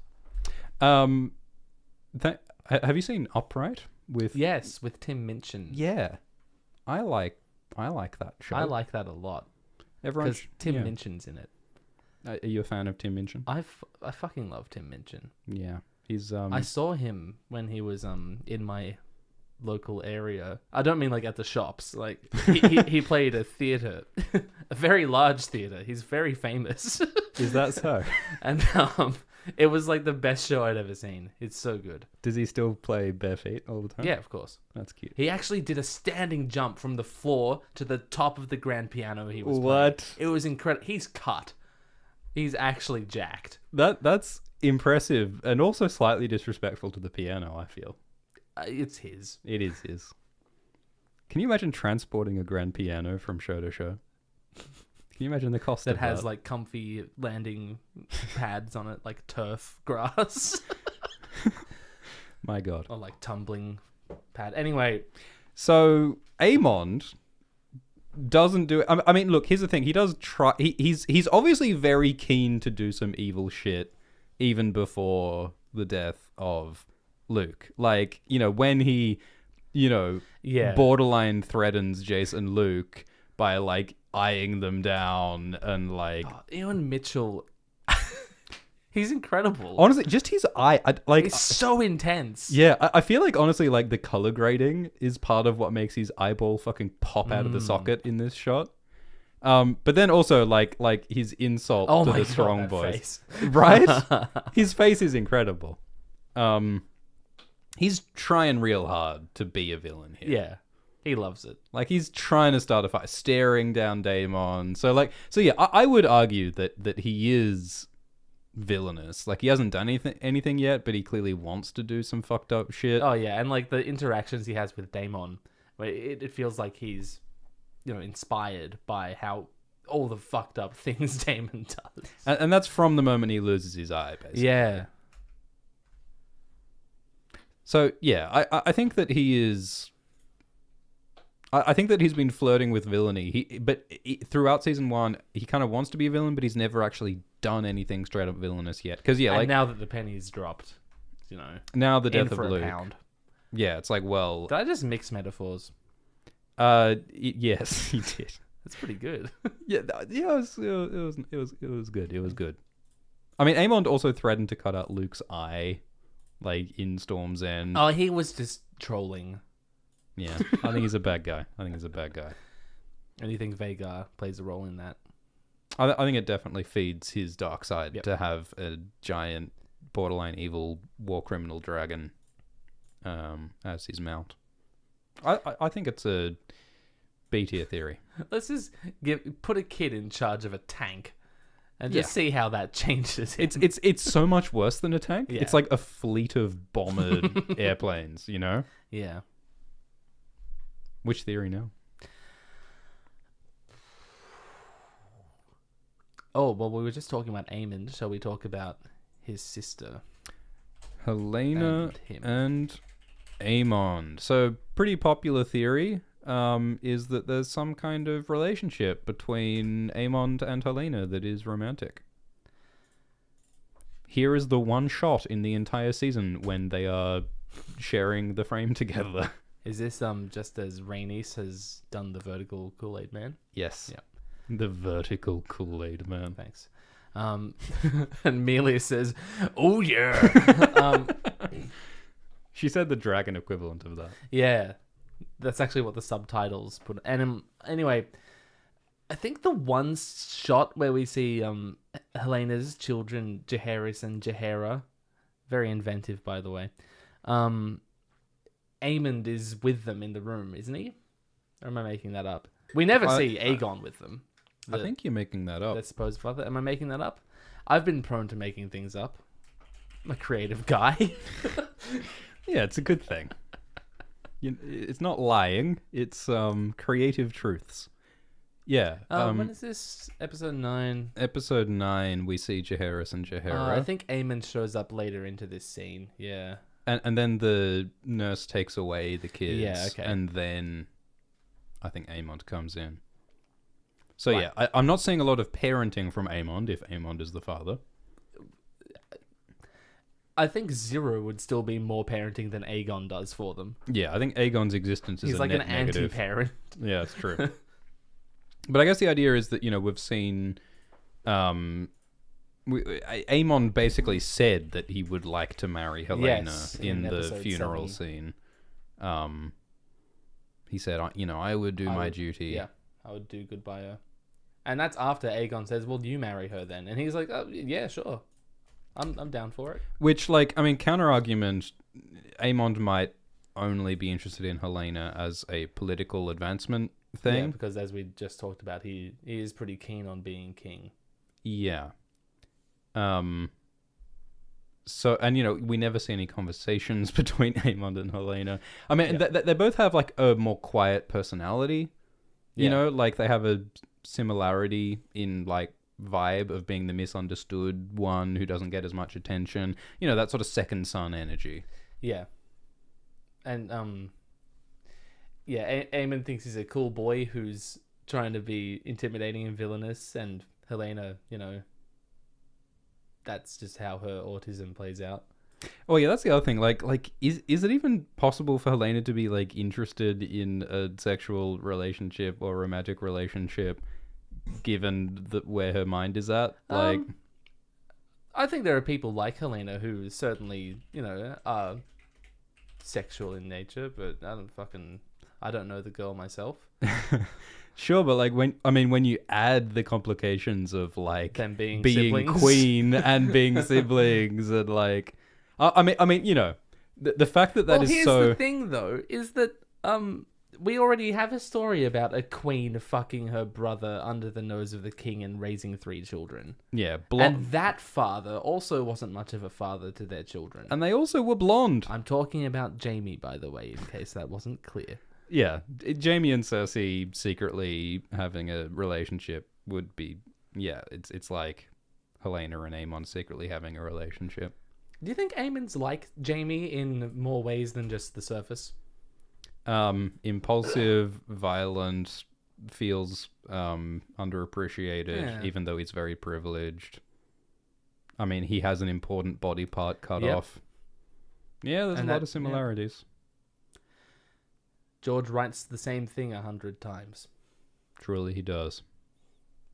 Yeah, I like the Helaena Aemond thing. I did hear, I can't verify this, but I think I saw someone say that in the audio description channel on HBO Max, there's I've seen this, yeah. Yeah, there's an audio channel describing what's happening for visually impaired people, I guess. And I heard someone say that it says in the audio description that Aemond says something to Helaena at this episode 8 feast scene where he says something nice to her, or he tells someone to be nice to her. Do you remember the wording? I don't remember what it said, but I know what you're talking about. But I also remember that video being very, you know? Yeah. We should verify it and actually check the... Nah, we're influencers. We don't have to do that. Facts?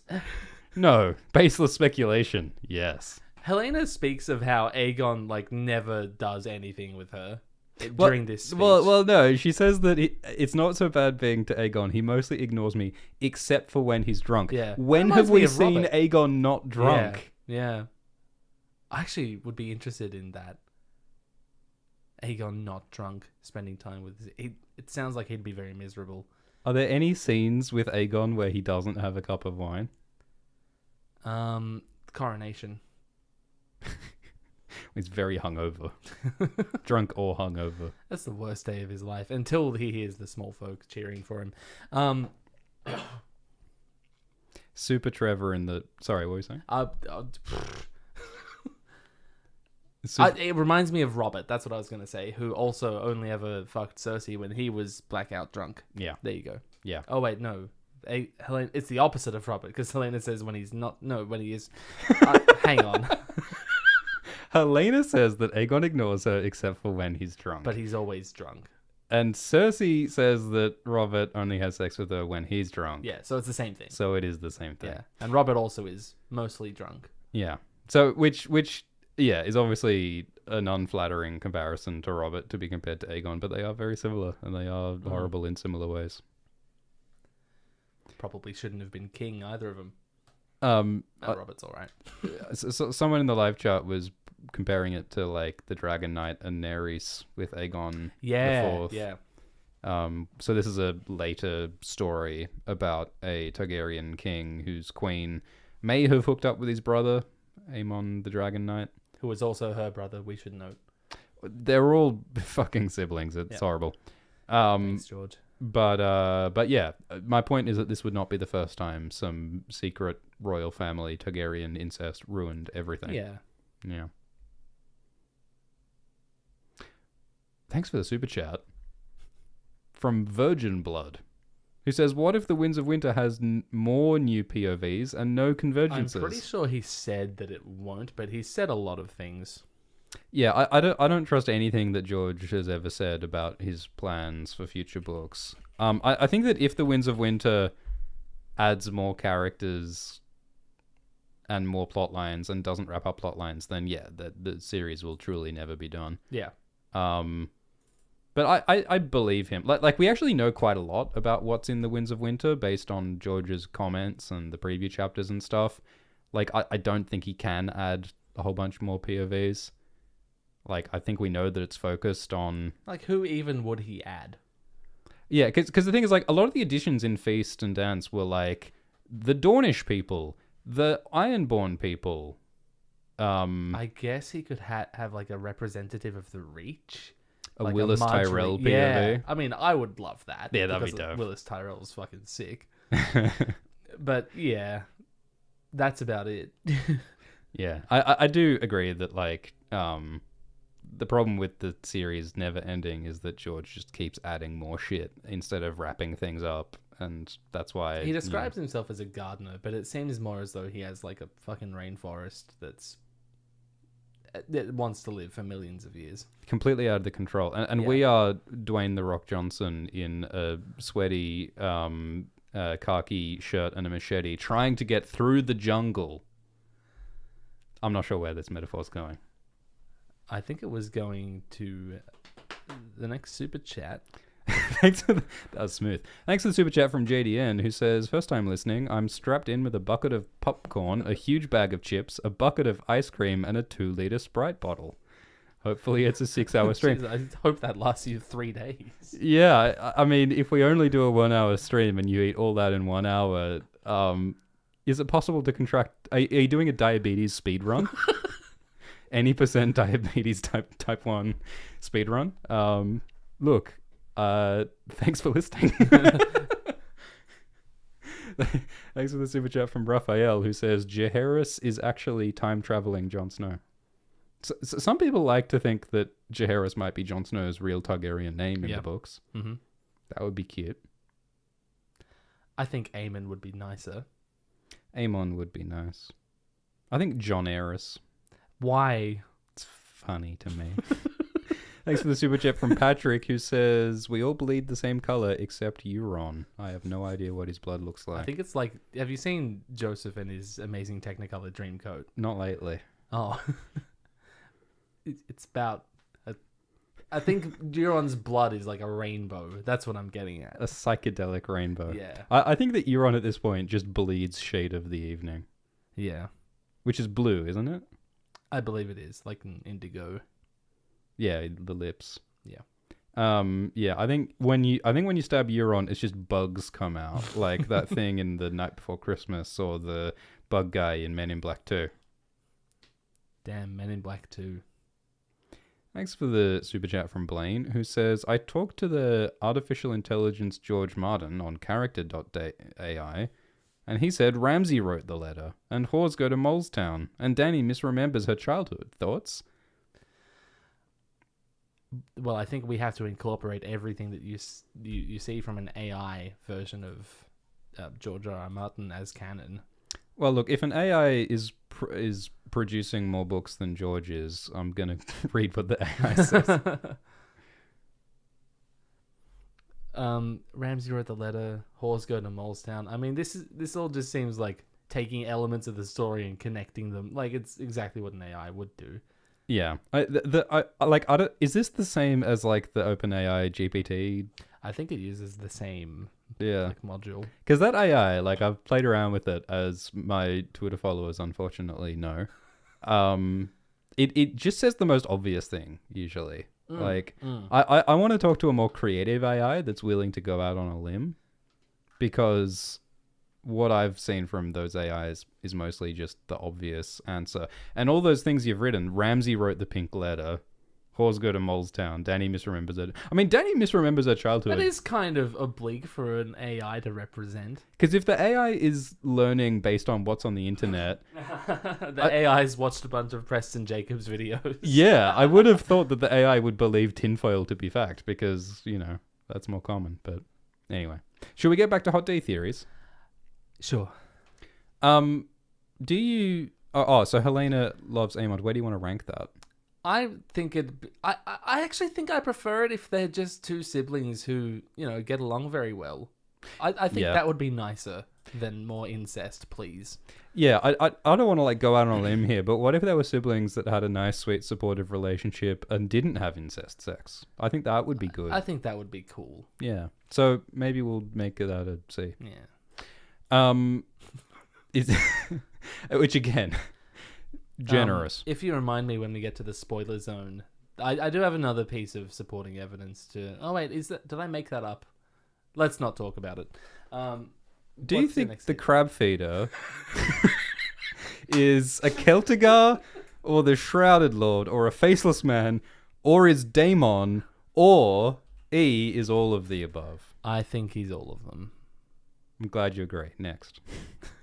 So the Crabfeeder, I really enjoyed that short period of time when all the people... Between episodes 2 and 3? Between episodes 2 and 3, when everyone who hadn't read the books was like, oh my god, the Crabfeeder, what a cool, scary character. He's the big villain. I wonder if Daemon's going to defeat the Crabfeeder in the season finale of House of the Dragon. But no, he was just summarily executed at the following episode. You don't even see it. Don't even see it. Which... is a bit mysterious, isn't it? Like, what happened in that cave, Gliders? No, it's not. What happened in the cave? Daemon killed him, and then he walked out with his corpse. What could have possibly occurred? I don't get it. There's no way of knowing what happened in there. What are they implying? What is the subtext? Here's the thing. The corpse that is dragged out by the person... It's covered in blood. Yes. It's got a mask on the face, so you can't see whose face it is under the mask. It's the same mask Crabfeeder was wearing moments before.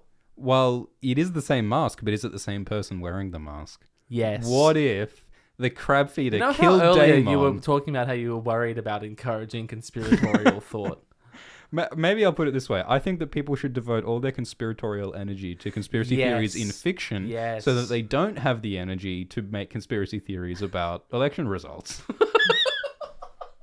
So Daemon was killed. Although we are going to talk about a rigged election later. We are going to talk about how the Maesters stole the election, the big lie, demand a recount. So the Crabfeeder killed Daemon. And then the Crabfeeder put his mask onto Daemon's corpse. And then because the Crabfeeder is a faceless man with the ability to change his face, he took on Daemon's personality. And so Daemon then... Wait, is this all to execute his master plan of marrying Laenor Velaryon? Well, I mean, who wouldn't want to marry Laenor Velaryon? She's a catch. Yeah. And so since the Faceless Men are against Valyrians... because the Faceless Men were originally slaves of the Valyrians, the Crabfeeder Faceless Man is using his identity as Daemon to undermine the Targaryens by being a crazy asshole, like marrying Rhaenyra and being a crazy asshole and trying to start a war that's going to get a bunch of Targaryens killed. Right, because Daemon never showed signs of doing that sort of thing beforehand. Well, that's why the Crabfeeder chose his target so well, because he was already doing that. Because he was like, well, no one's going to notice if I take over Daemon, because Daemon was already a loose unit. I think this belongs in your S tier. It does, doesn't it? Up with Corlys walking. Harwin walking into Corlys and Corlys cutting his own throat. Yeah. But the reason why he's also the Shrouded Lord is that the Shrouded Lord is a figure of Grayscale who Tyrion has a dream about in Book 5. That's right. He's like the ghostly spirit who gives people Grayscale. The Crabfeeder had Grayscale before he walked into Daemon. Shireen had Grayscale. Shireen had Grayscale. And so that's where the Shrouded Lord comes from, is when the Crabfeeder was slain. The Grayscale energy went to Essos. Oh. Because the Crabfeeder is from Essos. Yeah, that makes sense. So Crabfeeder was born in the Rhoyne, in the Sorrows. No, he wasn't. Well, he might have been. Isn't he a prince of Myr? Yeah, but he had to come from somewhere. Born in fucking Croyane. Well, Myr's not all that far from Croyane. Oh, it's pretty far. I should say that I think that this theory was suggested to me on the Alt Shift X. This is not all my theory. This was suggested on the Alt Shift X community page. But tell me what you think of this theory while I check who suggested that to me. I think it's a darling theory. What do you really want me to say? Like, you've already provided all the context that's possible. Do you think he... Oh, well, yeah, I think this was Simcoe on the YouTube community page. Simcoe. Yeah, Simcoe. Thank you for suggesting this theory, Simcoe, because it's blown my mind. Because Simcoe also compares this to the Roose Bolton skin-changing theory, wherein Roose Bolton is a 1,000-year-old vampire White Walker who takes over his children's bodies periodically. So, the reason why Roose isn't worried about Ramsay being such a loose unit arsehole is that Roose is planning to kill Ramsay and wear his skin in the future. So, yeah, that's more supportive evidence, Glidus. More bulletproof supportive evidence. How? Well, since there's a similarity to the unquestionable bolt-on theory, I think that supports that Crabfeeder What did similarity? the same thing. Well, the similarity in that these are both characters who theoretically steal each other's skin. The only reason it's a theory is because you've said it is. See, I feel like this is a great warning against conspiratorial things. This is called circular logic. A is true because B is true because A is true. Yeah. Therefore, B is true. Crabfeeder is Daemon. So And that's why Rhaenyra had a baby that looked like it had grayscale. That was a stillborn baby. Visenya had grayscale. And the other two were fine, yeah. Yeah. Because of... Alright, yeah, that's a bit of a plot hole that she had the other children. Oh, it's a plot hole, is it? There's something wrong with the story presented. Yeah, I think George didn't think this one through when he... That's my favorite thing about theories is when they stumble across a hole, they're like, George didn't think it through. Yeah. That's so fun. That's what's going to happen when The Winds of Winter comes out. Everyone's going to blame George for not getting their theory right. Yeah. Amazing. Thanks Simcoe. Yeah, thanks a lot. Oh, and he's also a Celtigar, obviously, because the Celtigar sigil is a crab. So I think also the Targaryens categorically ignore the Celtigars. So I think that one actually there's one atom of merit. Dare I say, the Crabfeeder is Celtigar theory is even better than the Crabfeeder is a Faceless Man theory, where, if you could believe that's possible. Because the Celtigars, might have a grudge against the Targaryens and Valyrians. I feel the need to remind you that our time on this planet is limited. It's the crab theory. It goes all the way down. We can move on. So I can't sing very well. I did all my singing last night. I would like to... Yeah, put it in S. Yeah. I would like to put an S, yeah. Go for it. I'm starting to think that you think that the S stands for shit. No. But I think it stands for... Super-de-duper. Splendiferous. What theory would you like to discuss next? Shall we talk about the rigged election? The rigged election. I don't think it's on there. Well, I mean, it's kind of that, isn't it?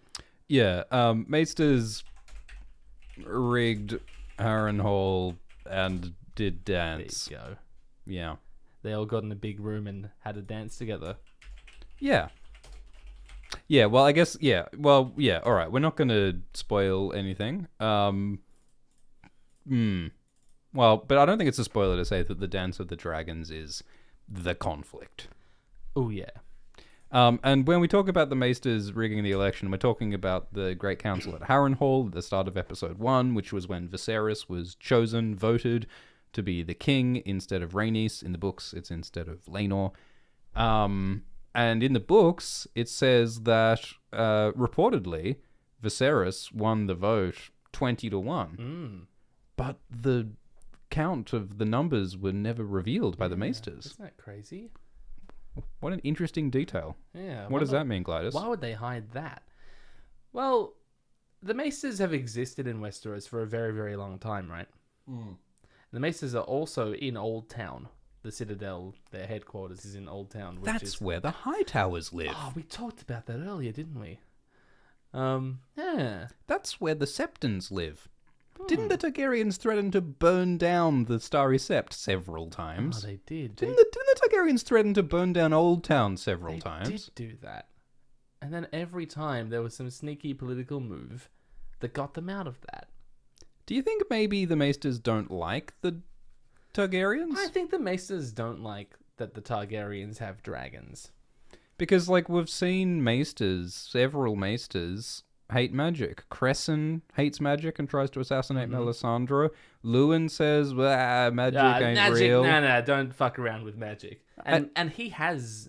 Doesn't Lewin have a Valyrian steel leaf? He studied it. Yeah. Lewin tried to learn magic, but failed, so he got this sour grapes situation where he's like, there is no magic.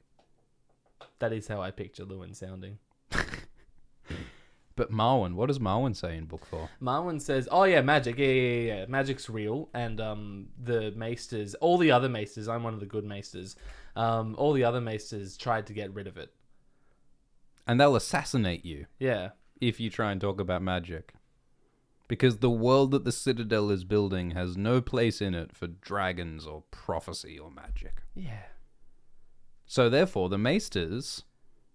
From that one paragraph, that one pivotal speech he gives at the end of A Feast for Crows, 1,000 theorists went forth and tried to apply this perspective to every single thing that happens in the series, which I don't think is like a horrible waste of... I mean, it's as big a waste of time as any of this is, but it's not out of...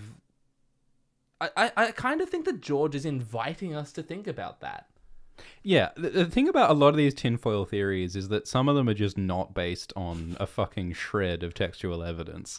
But there are some theories that are like very heavily hinted at and supported by hints in the text. And the whole, the Maester conspiracy thing, the Maester conspiracy is one of the most like well-supported crazy theories because Marwyn just flat out says it. Yeah. So the tricky part is like, well, in what ways is it true? Because he is quite vague. Like he just says, "Oh, the Maesters." Just another hallmark of conspiracy theory, and like everything he kind of says is ad hoc. Yeah. It's like, well, this happened because they did this. Well, a good conspiracy theory is unfalsifiable, right? And like Marwyn is so fucking vague. But the thing is, like, he's a high up Maester himself. So if anyone should know, it would be him. And Marwyn is clearly like a capable dude, and he's like studied weird books and traveled, and he's been to Ashara, right? Yeah. He hooked up with Miri Mazdur. This guy's seen some stuff. So maybe he's right. But like specifically with the Harrenhal Council. So why would the Maesters choose Viserys instead of Laenor? Viserys' dragon is dead. Yeah. But won't his kids just have dragons? Not if you marry him to a high tower. Mm. Although we see that his 4 children with her do all have dragons. But I think the idea is, well, we just have to stop them doing incest. But I think it's not entirely driven by the dragons thing, because Rhaenys is married to Corlys Velaryon. And Corlys also represents a power core of, old Valyrian power over Westeros. Yeah. Whereas the Maesters are probably more interested in that not happening. Although Valyrians don't have dragons. I mean, Laenor until does. Laenor. Yeah. Until Laenor. Yeah. So I mean, it's not like it's not. Choosing Viserys doesn't mean that the Targaryens and dragons are all gone, but it may be I a think way it's a step towards it. It's a step in the right direction, yeah. But I mean, you know, it also is plausible that people would choose Viserys over Laenor anyway. Yeah. Like, it was quite clear, like, from the description of this council in the books, that Viserys was the most popular all Although, along. who's giving us the description? Well, yeah. The book was written by a maester. And a septon. Yeah. And yeah. a fucking weirdo. I mean, that's one of the weird things about Fire and Blood in general, is that it's written by maesters and septons and, like, old town Hightower people. And yet the Greens, the Hightowers, seem as or more evil as the Blacks in Fire and Blood. Yeah. So when people talk about the whole, like, maester bias, like, I mean, if you get really persnickety about individual details, like, maybe, but, like, overall, I don't see a whole lot of pro-green, pro-old town, pro-Hightower bias in the books. When you read the book, Aegon does not come off as a lovely chap. Yeah. And, like, the Blacks don't either, but they seem equal, It doesn't you know? seem disproportionate. Yeah, it doesn't seem disproportionate. And, like, so are we saying that the Blacks and Rhaenyra are the heroes and that the Maesters besmirched them by making them seem as bad as the villainous Aegon? Well, oh no, I shouldn't talk about what happened. No, spoilers. Yeah, we'll get to the spoiler zone. But yeah, I'm not super convinced. Yeah, we have to save this for the spoiler zone. Honestly, maybe we should just move into the spoiler zone. Is there anything we can talk about without doing that? Not really. We'll talk about Bloodraven skin changing the fucking. Well, this one I like. This one I like because, like, in episode, what is it, 3 with the boar? Yeah. Rhaenyra gets attacked by a boar and she proceeds to stab it to death, which is reminiscent of the boar that kills Robert in Game of Thrones. I guess. And some people theorize that the boar that killed Robert was being controlled by Bloodraven, the three-eyed crow. He does stab it in the eye, so it's one-eyed, and he calls it a bastard. Oh, I didn't even know that. Yeah, it's a one-eyed bastard. Oh, that's cool, because Bloodraven is also a one-eyed Oh, bastard. I guess he is. I'm explaining it for the viewers, sorry. gliders. The sass, my god. Because Bloodraven is like an edgy anime character in the books. He's like you turned Aemond up to 11. He is so much like Aemond, yeah. And he's the one who they turned into Max von Sydow. That's eventually. actually Stu and Rogers right there. Trust Glidus to know the name of the actor who played the Bloodraven for a grand total of 3 minutes in season 4. Well, I committed to memory because he's actually really good, and I wish they kept him. Really? Yeah. Interesting take. You didn't like him? I don't know. I mean, we saw so little of him that I don't have a strong opinion. I thought that he gave off like way more ethereal vibes, but it's probably more to do with the way they framed him than, you know, the actors' prowess at doing the role. Max von Sydow is obviously a master, but I just thought there was nothing wrong with this guy. Yeah, I mean, he does look like he's been in that tree for whereas 100 years. Whereas season 6 Three-Eyed Crow just looks like an old dude. Well, it's like I feel like Max von Sydow could have at least like gotten a month's beard before he took on this role. He looks you know, clean shaven. You should not be That's clean 5 shaven. o'clock shadow. What is He that? just came back from the office. What is that? Surely a prosthetic beard, like Yeah. a big Santa Claus beard. But anyway, so like Bloodraven is a skin changer who can control animals, and he likes to manipulate political events from afar. He's a Machiavellian manipulator, so some people think that he might have controlled the boar that killed Robert Baratheon. And some people think that he might have sent the direwolf that had the direwolf pups to the Starks. He's which kickstarted the entire plot of the series. yeah, which, you know, given who Bloodraven is as a magical political manipulator, kind of makes a lot of sense. So similarly, kind of similarly, I mean, we know that skin changers and green seers. If you get your longest bow, get your longest bow for a real reach. Bloodraven, we know. I mean, green seers can affect things across time. Like, you know, Bran got a reaction out of Ned through the Weirwoods in book 5. I suppose he did. They can affect time and space, and in season 6... Does Bloodraven think that Bran is a more powerful Greenseer than he is? Yeah, I think that might be part of their conflict in the Winds of Winter. Yeah. Because, if he thinks that and Bran is only able to make Ned go, huh? then, saying that Bloodraven can warg a boar from 170 years ago, I don't know. It seems like that he wouldn't think Bran is more powerful than him. Yeah, okay. So to clarify, like in book 5, Bloodraven tells Bran you can't change time. But then Bran goes and does that. And so maybe Bran is a more powerful Greenseer. Or that could just be Bloodraven trying to make him not. Yeah, I think a very decent interpretation of Bloodraven's words is Bloodraven isn't saying it's impossible to change time with green sight. He's just saying it's a really fucking bad idea to change time through green sight. That could be it, yeah. I mean, if we want to break out our grade 9 English class, The Great Gatsby has the stuff about you can't change back time. Yeah. Well, of course you can. And The Great Gatsby is about the folly of Gatsby trying to recreate the past and trying to change the past. And maybe Bloodraven has a similar vibe of because he has the... I had never considered comparing Brynden Rivers to The Great Gatsby. Yeah. Yeah, well, I think that's a good one. I like that. Yeah, because it's a classic theme, and I think Bloodraven. Who's the Tom Buchanan in this scenario? Hodor. Probably be Daron. Anyway, because Bloodraven has all this pathos for his lost loves and family, and can't get it back. So maybe Bloodraven therefore totally can change the past.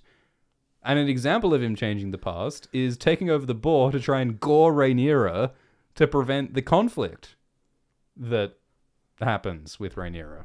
So that Aegon is the undisputed heir. Or maybe, maybe that's why Bloodraven thinks time travel is bad. Because as a result of his boar meddling... No, all right. Are we going into the spoiler zone?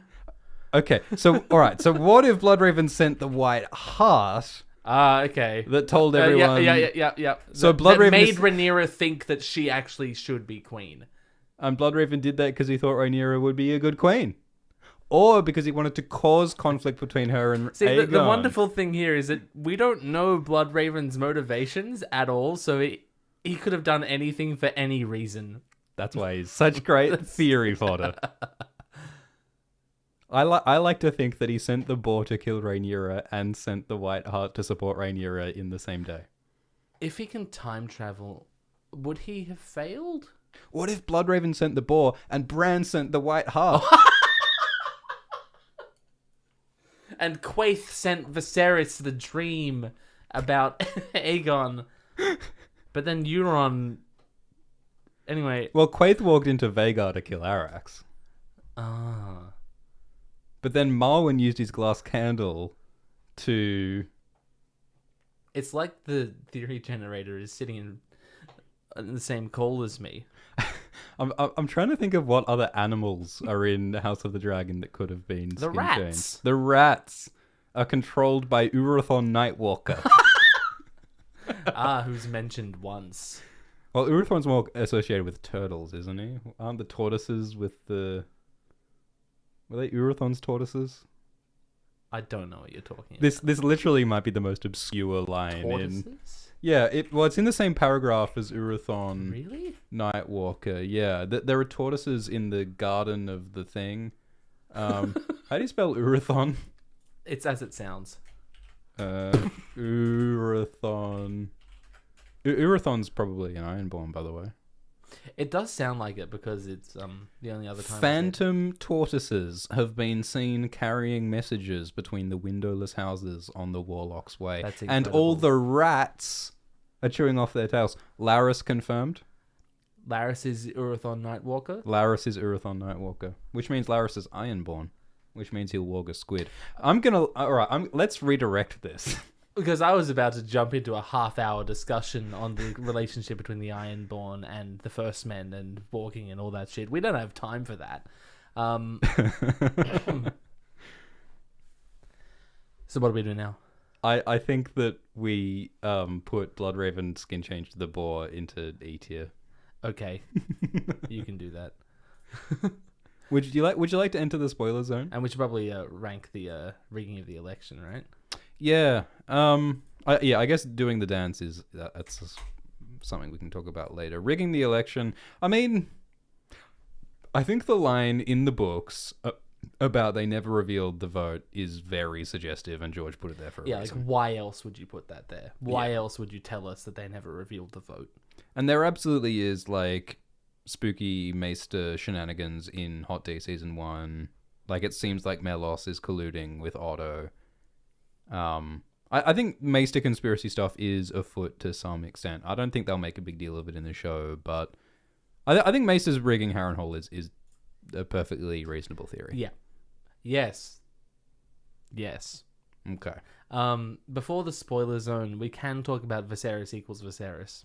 Yeah. Would you like to explain the Viserys equals Viserys theory? So, the Viserys from Game of Thrones, Daenerys' brother, who Drogo kills in episode 6, is the same person as King Viserys in House of the Dragon.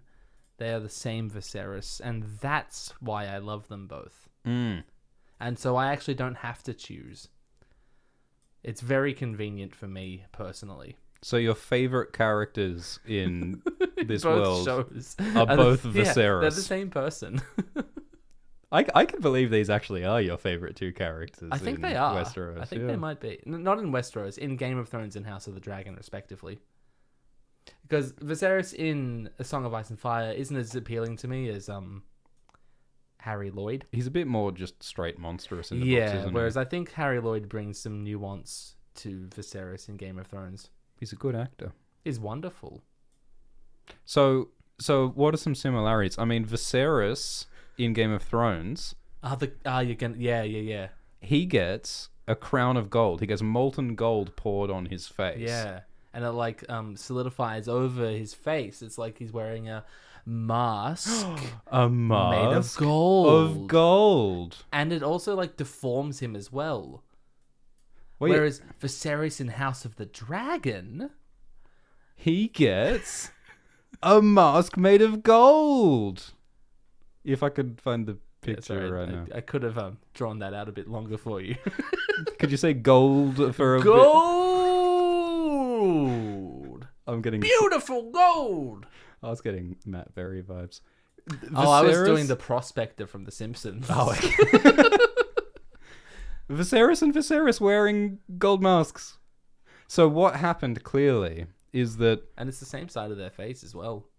Is that Viserys is a warg, and when Viserys died, Viserys skin changed into Viserys. Yes. I'm not going to say which Viserys. Both. They walked into each other. Yeah. Oh. Yeah. That's cool. So it's an infinite samsara cycle of Viserys. And that's why Viserys' life is so plagued with, dreams of forthcoming wars, because he's already lived life as Viserys, and he knows that Viserys is going to have to deal with the ramifications of Viserys' actions. And that's why Viserys is so erratic. Yeah. Both of Viserys. Viserys? That's the plural of Viserys. Seator in the live chat just said, truly visceramilitude. Oh my god. That's incredible, Seator. Visceramilitude. Visceramilitude. Wow, I love it. Well, I'm putting Viserys equals Viserys into S tier. Yep. Yeah. Doesn't even bear questioning. These are some theories that I have not heard anywhere else. I'm proud that we've got so many crackpot fun theories that I've not heard anywhere else.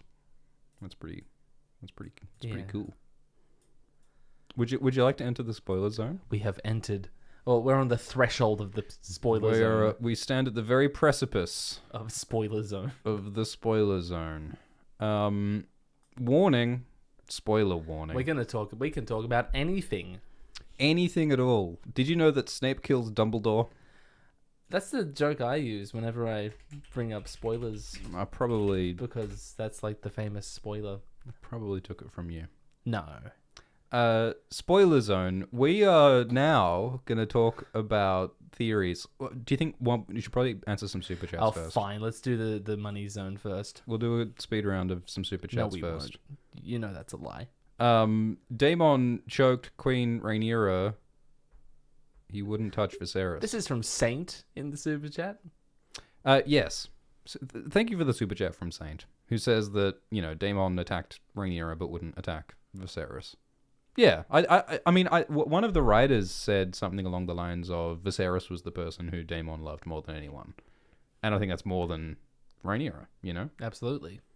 So yeah, I think Daemon does love and respect Viserys more than his wife Rhaenyra. Do you think that now that Viserys is dead, Daemon is... I mean, I think we've already seen how he acts towards Rhaenyra since then. But the other way it could have gone is that, Rhaenyra is, in Daemon's eyes, like the last thing left of Viserys that's how would you say, not dead? Besmirched by Hightower meddling. Right. Daemon's like the last pure Targaryen. Well, Rhaenyra is like the last thing left of Viserys in Daemon's eyes. Right. But we saw that he doesn't exactly treat her with the same reverence he treated his brother. Yeah. Partly because she doesn't do what he wants. Yeah. It's very frustrating for him. Like, maybe, when your spouse has free will, it's like, because I think Daemon maybe thought that he could control Rhaenyra, and he could, influence her to do wars when he wants to do wars, but he's finding out that she doesn't, and Daemon doesn't react to not getting what he wants well. So yeah, he sucks. Thanks for the super chat from Suki Akari, who says... Yeah, look, it's you know the Simpsons bit when they're like, Bart, say the line. It's like this. It's cruel at a certain point. Look, I'm all sung out. I've got nothing left in me.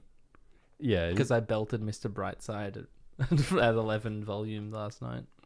Yeah, look, thank you for the super chat, but we're not going to sing the Secret Tunnel song. Sorry, all the people sleeping currently can continue sleeping. We don't want to wear it out. Thanks for the super chat from Wididino, who says... Did the Children of the Forest create the Valyrians to destroy the White Walkers and summon the Doom to save the world? Children created the Valyrians to destroy the... I mean, the White Walkers are old, like supposedly 8,000 years old.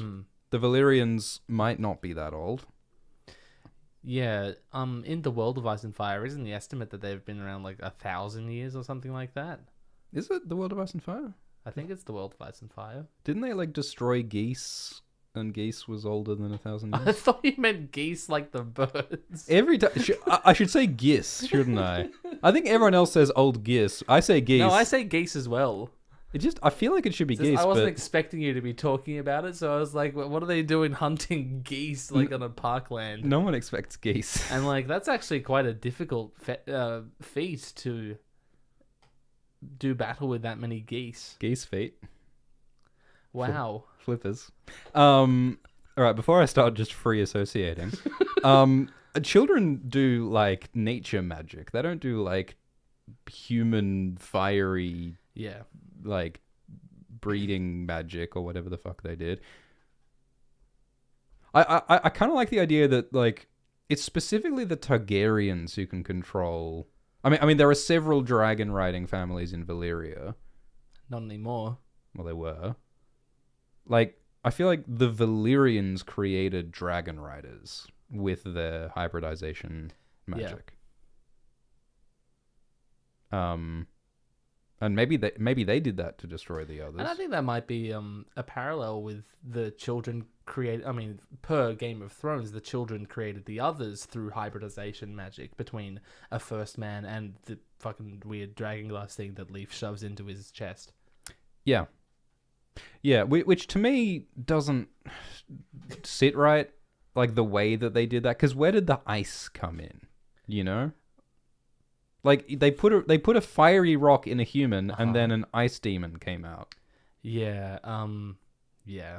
I think David Lightbringer talks a lot about his theory is that the White Walkers come from the Weirwoods, and I think there might be something in that, the Weirwoods being this sort of pale, cold, shadowy business. So maybe it's the Weirwoods that the White Walkers come And, from. the Weirwoods by are the humans. dark gods of the north, Yeah, which I think is also wording used to describe the others. yeah. So yeah, I don't know if I can imagine the children creating the Valyrians.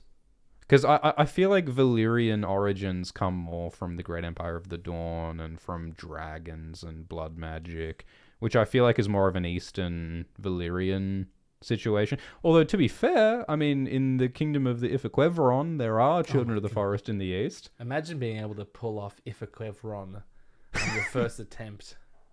I don't think I've ever said that out loud. Look, when you walk into a club and say Ifaquevron, you better believe. I love how angry you get every time I bring up obscure Eastern lore. Here we go. Fucking Thousand Islands. Here we go. You get so mad every time I bring up the Bloodstone Emperor. Yeah, I think there's a lot of... Look, I was surprised when Game of Thrones said that the Children of the Forest created the White Walkers. So, maybe anything's possible. Do you think the children summoned the Doom? No. I think that's more a story of the hubris of men. You know, there's that conspiracy theory about the Faceless Men destroying Valyria. Yeah. I don't like that very much. I don't get down to that. I don't boogie on the dance floor to that theory. You put that theory on over the loudspeakers, and I'm not getting up. I'm not doing the Charleston. Zero boogie from Glidus. And is that because I think the story is better as a, hubris of man tale. But was it not Valyrian hubris to enslave the people in the 14 Flames, which gave rise to the Faceless Men? I think that's like a degree obscured from the point. Because, you talk a lot about how dragons, magic is a hilt without a blade, and, sock it to me. Ram ding dong. Sorry, what did you say about free association before? And I think it's just more direct if it's the volcanoes themselves, if it's the dragons themselves that cause their downfall, rather than the Faceless Men doing ? Yeah, we played with fire, so we died by fire. Yeah. As opposed to, we enslaved some people who started a cult who hired some assassins with Lannister gold to kill the sorcerers who made the volcanoes not explode, so they exploded. Yep, I agree. I mean, that said, there is a very, very strong thing in Book 4 when the Kindly Man says that, the Faceless Men would come for the Valyrians, but that's another story. Something along those lines. That is very loaded. Yeah. Thanks for the super chat from Kirk and from Nick, who says, I never have money to give, lol, you guys keep it up. Hold on to your money if you need to, please. Yeah, I mean, food's good. Thanks for the super chat from CGP, Jordan Garrett, who says, you guys are both legends of your craft. Aww. I assume you mean the crafts of horse theorizing. I thought he meant underwater basket weaving. Yeah, because that's what really pays the bills. This is just a side hustle. Thanks for the super chat from Suki Akari, who says, and all right, we are in the spoiler zone. Spoiler zone. Spoilers for House of the Dragon Season 2. You have entered the spoiler zone. You are deep in the spoiler zone. You have been warned. Oh, not just Season 2. We're going all the way, baby. Anything in any of the books, so potentially any future and past shows, NCIS Season 14 is on the table for spoilers. Spoiler warning. JD and Elliot get married. Have you seen NCIS? No. Okay. I just pulled Scrubs out of my ass. Okay, good. Wait, that would really hurt. Tsukikari says, have you heard the theory that Aemond / Alys bastard married into House Whent, and therefore, I have heard this one, Sansa is descended from Alicent. This theory is solely based on Alicent's vaguely red wig. That's great. No, but I have heard the I think when I've heard this theory before, Alicent had nothing to do with it. It was more about Alys. And even then, it's like, well, the Lothstons and the Whents are already spooky enough. But I think it makes sense for, Alys Rivers, her spookiness being carried on to them as rulers of Harrenhal, I think it just lines up pretty well. George loves nothing more than having blood connections between spooky nutcases. Spooky redheaded women. And yeah, so what was her name? Whent, the crazy Whent woman, was like the ruler of House Whent who were in Harrenhal, and she was a redhead, and she liked to eat people, I think that's allegedly. Danelle Lothston. Mad Danelle Lothston. And her descendants became the Whents. Oh. Well, wait, do the Whents come from Lothston? No, I might be wrong. I might be making that up. I'm pretty sure that there's a connection there. Are the Whents redheads? Catelyn's mother was a Whent. I think that's all we know. And that's enough to make this theory? Yeah. I love how Tsuki Akari not only paid $10 to tell us this, but told us that this theory is, quote, nuts, while telling it to us. For $10. Tsuki Akari also said Rhaenyra is a parallel to the Amethyst Empress. I don't care. Yeah. You did the thing, Tsuki Akari. No, Glidus gets mad when you bring up Eastern law. I think you've missed the point. The Amethyst Empress is a parallel to Rhaenyra, or to even like Daenerys. They're all parallels to each other. Yeah. The Amethyst Empress is an Eastern legend about a woman who was killed by her own brother and may have started the Long Night. And it's like the original sin. It's like Azor Ahai and Nissa Nissa. It's like the fuck up that caused the apocalypse. And I guess, Daemon being choked by Rhaenyra, and then spoilers for House of the Dragon, and then Rhaenyra being eaten by Sunfire. I feel bad saying it, even though we're in the spoiler zone. Spoiler zone. I don't think we've ever actually talked about what happens. I think we've repeatedly threatened to do a spoiler zone, and this is the first time we've ever actually done a spoiler zone. So spoilers, but when Rhaenyra dies and gets eaten by Sunfire... What? I know! We're going to get so many angry comments now for spoiling You should have said! So are we saying that the sacrifice of Rhaenyra into Sunfire's gullet... Started the Long Night? Yeah, it didn't start anything. That was just the sad, wet fart at the end of the Civil War. You could call it like kind of Long Night for Targaryens, because it's like the dragons begin to die off, and that's the source of their power. That's a stretch. I don't hate it. Thanks for the super chat from Brian, who you says... should raise your standards. Hightower lore is good and all, but I'm still confused. What color does the Great Lantern burn when they call their banners for war? I didn't hate that. No, yeah, I saw some people say like this is like such blatantly over the top exposition. It's like, no, well, how the fuck else were you supposed to know what the green dress meant? Yeah. Yeah, did you want to cut to the Hightower? Hundreds of miles away? Here's what you do. You cut to the Game of Thrones DVD extra. You just play a history and lore segment. Where Pycelle explains... like, in the middle of this scene, in the middle of the wedding. If these writers were competent, Larys would have simply pulled out an iPod video... and would have shown Harwin, hey... He would have produced a Zoom from Hammerspace. Microsoft Zune with all the special features ripped from the Game of Thrones DVD, and would have said, here, the Hightower beacon is green, and that's why Alicent's dress is green. I think he should have made direct eye contact with the camera when he said this. And I think he also should have said, check out the HBO Viewers Guide at hbo.com for more. Do you think it's wildfire? Yeah, it's interesting, isn't it, that there's green fire on the Hightower beacon. Is it wildfire? I don't see why it would be. Like, wildfire is... The alchemists have been around for a very long time. They apparently predate the Maesters. Yeah, they're an ancient institution. And the Hightowers, at least currently, Leighton Hightower supposedly does magic with his mad maid Melora. Yep. So, like, I mean, that's one of the sort of ironies. Like, people talk about this Maester conspiracy to wipe out the dragons and wipe out magic and wipe out prophecy. And yet, Leighton Hightower, the Lord of Oldtown, does magic. In my head, I always chalked it up to, like, him being the Hightower who's like, hang on a moment, let's not do this anymore. But I realize now that that's kind of fucking insane of me to think. But here's the other thing.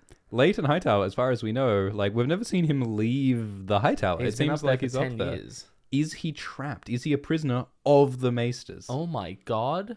Have the Maesters imprisoned the Lord of Hightower? How deep does this conspiracy go? It's all the way to the top And of the Hightower. But like we know his daughter Alyri Hightower, who is Mace Tyrell's wife, and she never like says, "Hey, my dad's in prison." That's because she's been replaced by a faceless man. The alchemist. Wait. Are you telling me that the Maesters who want to eradicate magic have allied themselves with the Faceless Men? Because you got to use magic to fight magic, man. And since the Faceless Men are enemies of Valyrians, it's a natural, like, enemy of my enemy is my ally. Doesn't explain why the alchemist needs to steal the key to get into the Citadel, though. Oh my god. It's like a mouse trap. I'm having so much fun making aggressively bad theories to aggravate everybody. You can see why people do it. Old Shift X would never have the courage to make up theories this bad. No. Thanks for the super Except chat. for April Fools, I guess. Do you know how to pronounce this name, Glidus? I think you should just give it your best shot. I'm so sorry. Aspor Oh, Loki. no, that's not a P. It's a Thorn. That's a th. It's Asthor. Asthor Loki Runarsson. You told me to do it, knowing full well how to pronounce it. You monster. Thanks to the super chat from Asthor, who says, "All right, you guys, here it goes. Bloodraven wargs back in time into Vhagar to make her kill Lucerys and nudge the war into action." Sure. Did I say that earlier? I think you did.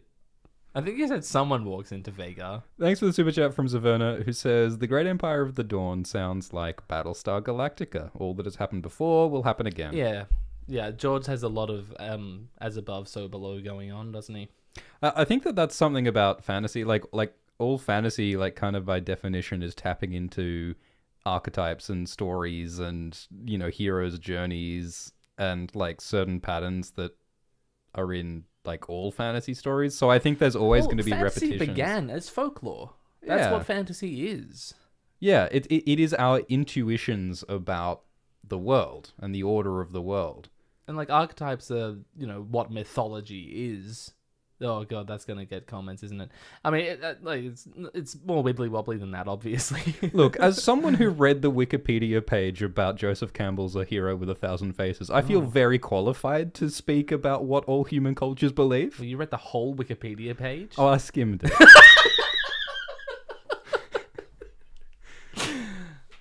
Yeah. Look. I set him up, you knock him down. I haven't seen Battlestar Galactica, so I don't know what you're talking about, but I'm willing to agree with you. Yes. We agree with you. I don't know. Gunnar, thanks for the super chat, says Nissa Nissa was the last dragon of the Great Empire, sacrificed to stop the White Walkers. The children made the White Walkers to stop the dragons from burning the trees. Wait. That's a very dense sentence, Yeah, Gunnar. you should make a 90-minute essay about this. If I had a dragon and I was trying to stop the White Walkers, I would use the dragon to kill the White Walkers. Wouldn't that be simpler than sacrificing the dragon? The last dragon of the Great Empire. So there were other dragons that the Great Empire didn't control at the time? No, it was like the last dragon that existed. So if dragons went extinct, how did dragons come back? Well, how did dragons come back in the way that we know? Daenerys rebirthed them. They were petrified eggs. All right. So maybe like there just were no dragons at the time because there are cycles of magic. Well, yeah, magic leaves the world and returns, and it makes sense that, you know, White Walkers, being, it seems, magical in nature, when they die, so too would other magical things. No? But I mean, what Gunnar's proposing is that there were lots of White Walkers causing a ruckus at a time when there were no dragons to fight the White Walkers. Right. And I mean, like Azor Ahai like killed Nissa Nissa. I mean, it was his wife. What's Azor Ahai in this? Another dragon? But wouldn't that make him the last dragon? Was he the dragon rider? Well, I'm imagining that Azor Ahai was human and Nissa Nissa was a dragon, and them being husband and wife. That's the fucking the blood of the dragon Targaryen bestiality things we didn't want to talk about earlier because it would demonetize the live stream. It's that. Yeah, look, maybe he married a dragon, and then... I mean, people talk about the Night's King marrying a White Walker. Why the fuck not? I do have a bit of a bone to pick with the Night's King, because it much more sounds like he's married a White. Yeah. And I think, was it Preston Jacobs recently said that it also sounds like he could have just married a wildling. What? Even though, well, because I can't remember his reasoning. I think I was on that live stream when he was talking about it. Was it because like her skin is attention. cold as ice? Yeah, well, She came from north of the wall where it's cold. Yeah, why not? It calls her a corpse bride. Yeah. It's fucking Maester propaganda. Okay. Okay, bro. Okay.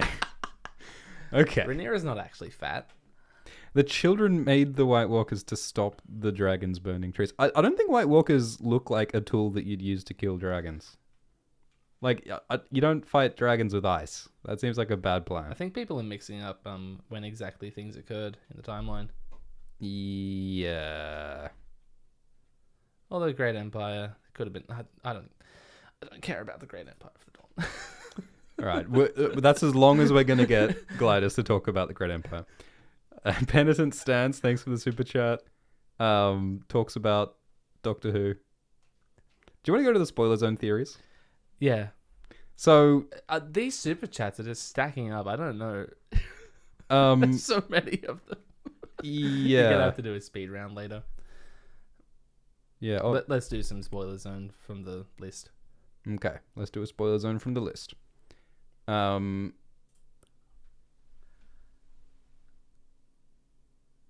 Oh, we didn't talk about that. Mysaria is Melisandre. Well, what's the thinking there?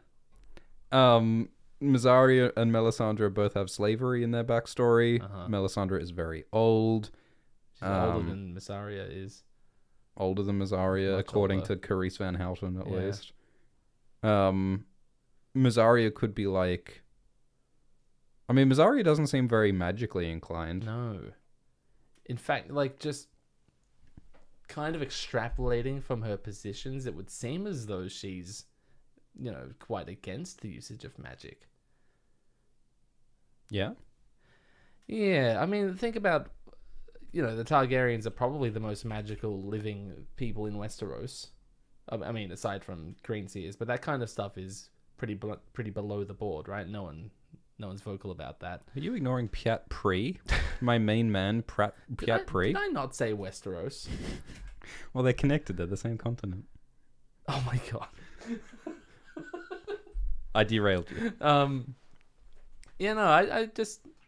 think that someone who stands up for the rights of normal people probably isn't going to be too interested in Yeah, I agree, because Mysaria is like grounded. Yeah. Right? Like That's Mysaria basically everything she's done is like, hang on, I'm normal and what's going on here is fucking insane. Yeah. Yeah, no, I totally agree with you. Like Mysaria's role in this story It's to be normal. is to be the most normal character who's like, "Hey, hang on a minute. Like, you just said that I'm pregnant and gonna marry you when neither of those things are true." It didn't even occur to Daemon that that's a little weird. Yeah, right? He's like, yeah, of course I said. But yeah, because this show is about a family that's so fucked up that like siblings are marrying each other and all this crazy And stuff is happening. that's just what And happens. that's just normal. And Mysaria's here to be like, hang on, you're sharpening children's teeth so they can attack each other in a pit? That's not okay. She's the one person who's saying that's not okay. And the way that she's just like ignored and discarded shows how morally deranged the Targaryens are. Yeah, I like that reading of Mysaria. Now, Melisandre's very different. Melisandre, like, goes out of her way to indulge in as much magic as possible. And she sways Stannis Baratheon to do lots of magic, to do fucked up things. It's basically the opposite of what Mysaria does. She's the opposite of grounded. She bases her truth on visions and interpretation and like prophecy. And far from protecting children, she tries to sacrifice Edric Storm. Mm. So, and in the show, she gets Stannis to kill Shireen. Yeah. Yeah, so while Mysaria protects children, Melisandre kills children, so how are they the same person? I mean, if you want to be really generous, you could say that Melisandre changed over, centuries. That makes sense. And you get the sense from Melisandre's chapter that she sort of learned magic in order to survive, Yeah. She had to adapt. We see Mysaria change so much. She's even a survivor. Didn't the actress whose name I'm about to butcher? Sonoya Mizuno. That's what I was gonna say. I may also have butchered it. I just said it confidently. That's the trick. Yeah. She's very good, by the way. Have you seen Ex Machina? Yeah, and Devs. Yeah, she's brilliant. So whoever's I don't know why they got her to invent a new way of speaking words. I think in each scene that she's in, she's got a completely brand new accent, hitherto unknown by science. It would be astonishing, scientifically, if it weren't interrupting my dragon show. Yeah. So as much as we dislike aspects of Sonoya's performance, we do love her. Oh, she's brilliant in other stuff. But yeah, Mysaria is someone who changes and adapts. She goes from a sex worker to a prince's consort to a spy master over the course of 10 episodes. So if she continues at that rate of evolution, why not become a Relorist witch if she discovers magic and learns about the White Walkers and then goes, oh shit, maybe those crazy Targaryens who I was involved with, regrettably, maybe they were right about some stuff. Yeah. And, at the end of House of the Dragon Season 1, Mysaria appears to be burned to death by Larys in a house fire. We're in the spoiler zone. Spoilers! Mysaria is not dead in the books at this point. So maybe almost being burned alive in a house is what turns Mysaria towards that's fire a very good magic. point. I had completely forgotten that might affect the way she thinks about stuff. Fire. And blood. And blood. And maybe Mysaria does get burned in the fire, she escapes and survives the fire, but it burns her and changes her face, and so she learns skin faceless glamours to look like Carice Van Houten. Oh. Maybe Mysaria will be played by Carice Van Houten in season 2. She had spoken about joining the show, hasn't she? Would that not be cool? Would that not be cool? Damn, because as soon as I saw that article about her, expressing interest in House of the Dragon, I was like, no, no. But now you've made it make sense. I hate it when you do this. I mean, look, Mysaria is still a character known as Mysaria. Yeah. Later on in the books, yeah. So it would be a bit weird if everyone in Westeros was just rolled with Mysaria looking like Carice Van Houten suddenly. No, they would have to be like, Mysaria is dead now, and now she's Melisandre. I mean, they could say that, the mantle of the White Worm has been taken on by someone else. I guess. And also, I mean, Mysaria is someone who operates from the shadows indirectly, Yeah. So she could look different, but still operate from the shadows as the same person. Yeah. Yeah, it's not the worst thing I've heard. Yeah, I was expecting it to be the worst thing I'd heard, but it's not. Which is upsetting to me. I was like, this is really shaken my evening. Yeah, I was also pretty ready to dismiss that theory, but and then you reasoned yourself into liking it. Look, I stopped myself from doing the Walter White quote about change, growth, and transformation. So, consider yourself lucky, viewers. Hey, there's a super chat from John T. Savage who says, I really like that band Materia. Do you? Nah, they're played out. They're played out. You don't want to tell the people about Materia? Well, it's my rock band, and we make rock band music together. Where can the people find your rock band music? Oh, probably somewhere on the internet. I think I've put links in our previous... In our last live stream, and also in all of my recent videos. Who the ones I've done most recently, let's say. We will put links in the VOD thank to Gladys's rock band. We released an album a month ago called Everything Ends, and it's lots of fun, I think. Awesome. Check it out in the links in the VOD. You don't have to, but I'd like it if you did. Another super chat from NZ Meta who asks what's going on with your band. So the people are keen. Thank you for expressing interest. You know, a lot of people have sent me Spotify Wrapped where we're at the top, and it's like, oh, I have seen some of those. That's really lovely to see. It is very lovely. What are we doing? It's always a bit of an effort to organize 4 people to be in the same room when they have their own lives and jobs and things, and I'm the easiest one to organize because I do this for a living. It's like I'll roll out of bed and go anywhere you want me to. December and January are very difficult times to organize things through, but we have lots more songs written that we want to record and play in front of people. Awesome. Yeah. Link in the VOD. I don't think I can be any more specific than that. Talia is Melisandre, according to the chat. No? Is it because she looks vaguely like Carice Van Houten?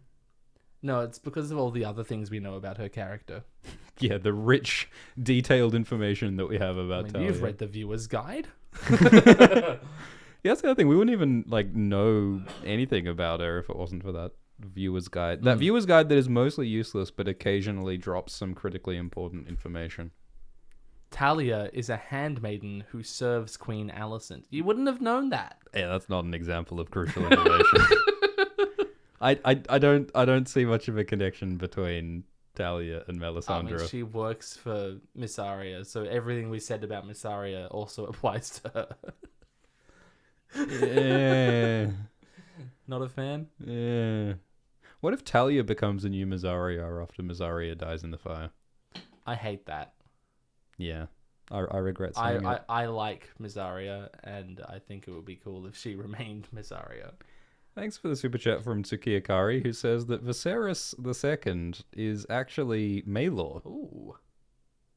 Okay, so now we're getting into some spoiler zone situations. We've been in the spoiler zone for 40 minutes. I know, but we've only sort of dipped into the spoilery depths. Now we're actually doing it. Oh, you're just showing the people your Twitter. Oh, well, those are some of the lovely tweets that people have tweeted.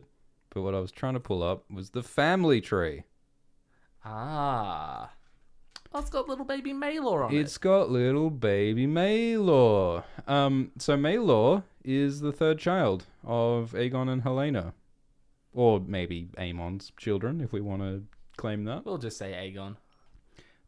Whereas Viserys II is the second child of Rhaenyra and Daemon, who briefly appeared in one episode. Yeah. And spoilers. And have you heard? Spoilers. But after House of the Dragon, in the end, spoilers, everyone dies. Rhaenyra dies. They all fucking die. They all kill each other with dragons, except Aegon, the child of Rhaenyra and Daemon, becomes king as Aegon III. And then his long-lost brother Viserys, who everyone thinks is dead, returns from the east, and the two brothers have this emotional reunion. It's one of my favorite moments from the book. It's really lovely. When Viserys comes back, and all the life in Aegon returns, because he's such a dour, depressed figure. Basically since his mum dies, and then that happens, and all the life comes rushing back to him. It's beautiful when his brother, who he thought was dead, shows up again. Wouldn't that absolutely reinvigorate you? Because Aegon is understandably emo because all of his family murdered each other with dragons. So it's really great when Viserys comes back. And what Tsuki Akari is saying is, what if this Viserys that came back actually wasn't Viserys, but was in fact baby Maelor, the child of Aegon and Helaena? Who we are told the way he dies. Yeah. The Kingsguard tried to take him to safety, but they got torn apart by the mob. That's what happened to Maelor. So you're saying that's some other pisswater prince? Some other baby? I think he's saying he was smuggled to Essos and then pretended to be Viserys. So Viserys actually did die. Yeah. Well, I think the story as presented is more believable than than that. But I think the point that Suki Ikari is saying is that it gets Alicent's grandchild on the throne, Well, why would ultimately. you want that? Well, I mean, who would want that? Like, who is the person who engineers this baby swap shenanigans? Because, like, Viserys was held by, was it the Lysine? Yeah. So what does Lys have to gain from Alicent's grandchild being on the throne? Well, he's married to Lara. Larys, yeah. Yeah. Yeah, but that's true regardless of who Yes. the kid... Yes. Like, whether or Although, not the kid is secretly if Maelor. you tell young Aegon that, hey, this is your brother, then that's going to go down a lot better with him than saying, this is your cousin. Oh, right, yeah. Right. So you're saying that, like, the Lysine just happened to end up with Maelor somehow. Yes. And they were like, let's say he's Viserys, Yeah. and then he'll actually accept him. And Viserys does end up becoming king. Yeah, I can believe that I think it's just a bit if of an we unnecessary assume fuck that they around. ended up with Maelor. But how would they have ended up with Maelor unless that was, like, their plan? Like, whose plan was it to swap? I mean, I guess someone could have swapped Maelor out for Maelor's safety in the same way that Aegon was supposedly swapped Right. out. Young Griff. We got to say which Aegon. So many Aegons. Aegon the Conqueror. Young Griff was supposedly taken to safety by Varys and Illyrio to the east. So maybe Maelor was secretly taken to But safety. that's the Viserys story. That's the Viserys II story. That, you know, he was Right, yeah. smuggled out to safety in Lys. Yeah, that is kind of absurd. So this is why I say it's a bit of an unnecessary fuck around to make Viserys actually Maelor. And I feel like the only people who would genuinely believe this kind of thing are like people who desperately want to try to make a Hightower descendant the king. Yeah, green diehards. The other issue with this is that if this is all a plan to get Alicent's descendant on the throne, at the time when Viserys returned to Aegon, the expectation was that Aegon would have children who would inherit the throne, which is in fact what ended up happening. Yeah. It's only like generations of wild fuck-ups Yeah. that led to Viserys II becoming king. Yeah. So it never was a good or likely plan Yeah. that Viserys was going to take the throne. So it doesn't really make sense at all. So, in short, nah. Should we put that on the tier list? If you'd like, yeah. In the meantime, would you like to read some super The chats? next super chat is from Kirk, who says, bet they'll try to connect Aegon prophecy to the end of Game of Thrones. Look out for the dagger glows as if it's bringing light, or secret Tark/Targaryen kids. Making it a light bringer. Yeah. I suppose it's possible that they try to do that, but I really hope that Ryan Condal just doesn't give a shit about Game of Thrones Season 8. Yeah, the less that I'm reminded of Season 8, the better. Yeah, let's just not. Hey, Yeah. the dagger is enough. And the dagger, you know, it appeared throughout all of Game of Thrones. It's not just about Season 8.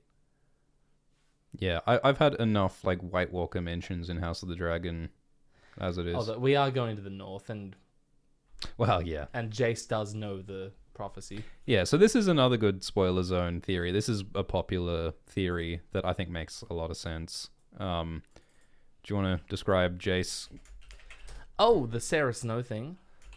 And, Sarah Snow. But I was also thinking, like, you know, Jace has been sent to the north to get Cregan Stark to support Rhaenyra. Yeah. And some people theorize that maybe Jace knows about the prophecy about the White Walkers and the Targaryens having to be in charge. Right. Because, you know, Rhaenyra says to Jace, you are my heir now to whatever. And the prophecy is passed from ruler to heir. Yeah. So maybe off screen, Rhaenyra told Jace about, hey, there's a prophecy, White Walkers are going to come, that's why we must unite. Yeah. So therefore, when Jace goes to meet Cregan Stark, which is described in the books, spoilers, it in the book it's left ambiguous how Jace convinced Cregan to support Rhaenyra. And there's a few different sort of theories in the books, but maybe... but they call it the Pact of Ice and Fire in the books, the alliance between the Starks and Rhaenyra. So maybe the reason why it's called the Pact of Ice and Fire and the way that Jace convinced Cregan was by saying, hey, yo, White Walkers. My mom told me that there's going to be White Walkers. Are you guys aware of that? You have this big wall. Winterfell. I really like the idea that Cregan's like, yeah, we know. Because Aegon told Torrhen 120 years ago. Yeah, of course I knew that. Because we've been passing it down from ruler to heir for the past 130 years. The idea that like people could actually successfully verbally pass down that kind of secret for centuries. Yeah, we keep it under wraps.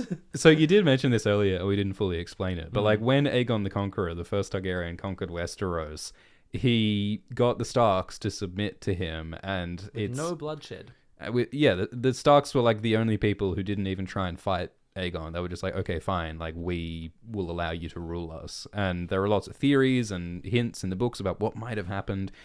And one theory is that Aegon told Torrhen Stark, the current king in the north, hey, we know about like this White Walker situation that's going to attack, and we are here to stop the White Walkers and unify everyone against the White Walkers. And then Torrhen could say, hey, I know about the White Walkers because Winterfell and the Wall. Stark and secrets and all that shit. Yeah, Stark secrets that are now forgotten.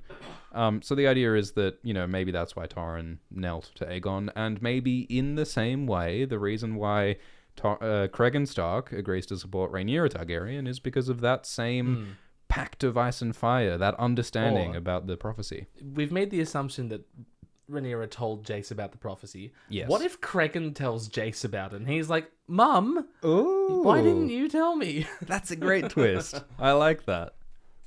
Yeah, maybe it would be funnier if Jace came back from the north going, Mum, Torrhen told me about White Walkers, and she's like, Oh no, Jace, thank you for telling That's me interesting about that. New information. Of course we should always tell each other important information that we know. If I knew about White Walkers, I would have told you instantly. I doubt that, but it'd be funny. It would be very funny. What's the Sarah Snow thing? Sarah Snow, isn't it a bastard sister of Cregan Stark? Who Mushroom writes that Jace had a fling with while he was up in Winterfell. And people go on speculate about, Jace took his dragon up there. People love talking about dragon eggs in Winterfell. Targaryen blood in Stark time. People roll with this kind of shit like crazy, hey. You're really mixing your metaphor. And what if Jace's dragon, Vermax, what if Vermax lays an egg in Winterfell and in the Winterfell crypts, and then Jon Snow finds Vermax's egg in the Winterfell crypts, and that's how Jon discovers his Targaryen identity in A Song of Ice and Fire. Because Jon does have dreams about going into the Winterfell crypts and feeling like fear and trepidation. I think it is like genuinely very likely that Jon will have a big revelation about his Targaryen identity in the crypts, and that's a dragon hatching from stone, which is another prophecy. Unfortunately, I have to remind you that Jon having a revelation about his Targaryen lineage in the Winterfell crypts is exactly what happens in season 8. We said we weren't going to talk about season 8. I'm describing something. I'm sorry. I'm describing something good that I like. No, that is wonderful. How are you sure it's going to be a Jace egg and not an Alicent egg? Yeah, it could have been Alysanne's dragon Silverwing when she was up there. But I mean, Silverwing, I mean, it's kind of a silly reason, but Silverwing is a big dragon and Vermax is a little dragon. Oh, that is a really silly reason. Well, the crypts are through a narrow door. I suppose, yeah. Like, how physically would Silverwing lay an egg in the Winterfell crypts? Yeah, true. Well, what if she laid it elsewhere and the Lord of Winterfell at the time, whose name escapes me, just like, I have no idea where to put this. What if it just accidentally... Just put it in storage. Yeah. Yeah, what is a Stark going to do with a dragon egg? Yeah. Yeah, I mean... Paperweight? Do you think Alysanne and Silverwing gave an egg to the Starks as a way of like, hey... Compensating for the land they took and gave to the Night's Watch? That seems like a good deal. Yeah. And it's also like, hey, when the White Walkers attack, you'll have a dragon to defend you. And also, you'll be able to rub it in the Lannisters' faces that you got a dragon from us. Yeah, the Lannisters tried so hard for so many years to get an egg, and we'll just give you one to the Starks. I mean, one of the sort of things that interests me is like, and again, spoiler zone, like dragons that don't have riders, they can do stuff. They can fight in wars, But like based on what happens in the dance and at Tumbleton, it sounds like dragons that aren't being actively controlled by riders are just like a bit chaotic and might attack the wrong people. Yeah. So I don't know. It just like what is the variable of like a wild dragon? And even a controlled dragon can't be controlled totally. No, we saw that in the season finale. Like Vhagar and Arax. I don't know. It's just like there's so many unclaimed dragons lying around. Can I use that as a segue to talk about Rhaena? Go for it. So Rhaena in the books is the, bonded person to the newborn dragon Morning, who is one of the last dragons to ever hatch. And this is like during the dance, Morning hatches. And never gets big enough during the war for Rhaena to ride. In episode 6 of House of the Dragon, Laenor talks to Rhaena about, it's not so bad that your egg hasn't hatched. Don't worry, you're still a beautiful child and I love you. And your dad's just kind of a dick, so don't worry about him not paying attention to you. And she says, not all of them hatched. She goes on to talk about how she had to claim Vhagar for herself. She went out of the way. She wasn't given a dragon egg that hatched. And I think that might be the show setting up that a bit of a deviation from the book, in that Rhaena will end up claiming one of the unclaimed dragons. Which dragon could she claim? Well, so all of the riderless dragons that get riders are like, we do know who rides them, but some of them are like very much non-characters. Like Ulf the White. Yeah. Adam and Alan obviously are well fleshed out characters. We'll talk about Adam soon, I hope. Yeah. And that's Vermithor and Seasmoke? Silverwing, I thought. Who rides Seasmoke? Is that Ulf or one of the other fuckers? Let me check. Yeah, you're right. It is Vermithor and Silverwing. Yeah, because they're the bonded pair. Yeah, Adam rode Seasmoke. Unless Adam is Laenor. Yeah, which we'll get to. That's so interesting. I just thought it could be something. I think that it would make sense to give Rhaena more of a role, because Baelor and Rhaena don't do shit. They're very small in the war. The books. They're very cool after the war. Yeah. But I think the show probably won't go very far after the war, so it'd be cool for them to give Rhaena something to do during it. Yeah, Baelor and Rhaena already felt kind of not relevant. Yeah, in they're the just story. there because they exist. Like, they were even added to like the fight between Aemond and Jace and Luke. That's just Rhaenyra's kids in the book. Yeah, so they are already changing the story to give Baelor and Rhaena more to do. So maybe, I think that's a good theory. What if, like Laenor claiming the biggest, most powerful, fearsome dragon in the world, Vhagar, Rhaena claims the cannibal. Oh my god. That would be like lore heresy. Like, I don't think Ryan would do that. Yeah, no. Because the cannibal is the nastiest, most murderous. But it would be so much fun. It would be pretty cool. But have you seen the theory that Corlys rode cannibal? What? Because at his funeral, the cannibal flies, as if in salute to Corlys. Gladys, I think it's much more sensible. And that's why no one else could claim him, is because Corlys already had a bond with him. I think it's much simpler that Larys-Harwin skin changed into cannibal at his death. Obviously. That's Harwin in there. That's Harwin. Still breaking bones. So I don't know. I think it'd be cool if they... I think it's fine if they don't do that with Rhaena and just find something else for her to do in the show. Yeah, if we replace... I just thought it'd be, worth mentioning that it's a possibility. Yeah. Not the cannibal. I don't actually think that. But they might shuffle the dragon riding around a little bit. Which dragon could they ride? Would it be heresy if I looked at an old Shift X video to see the dragon chart? You don't have a dragon's chart with you? I don't.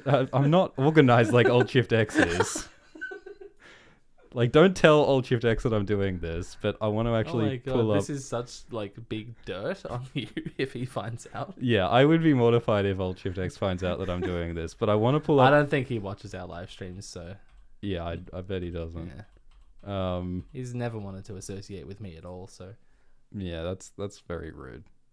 All right, so if I just grab that, and then we'll have a dragon chart. So that's old Shift X's dragon chart. Don't tell him I said this. Yeah, so I like the theory. So this is another theory that like Laenor Velaryon, they changed the books to make him come back. They changed the books to make Laenor survive and leave in the show, when in the books it seems like Laenor is dead. And there's a character called Adam Velaryon who is like supposedly Laenor's bastard son. Probably Corlys.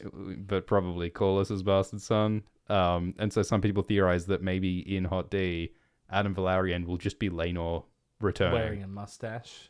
That's the thing, like everyone would recognize him. Yeah.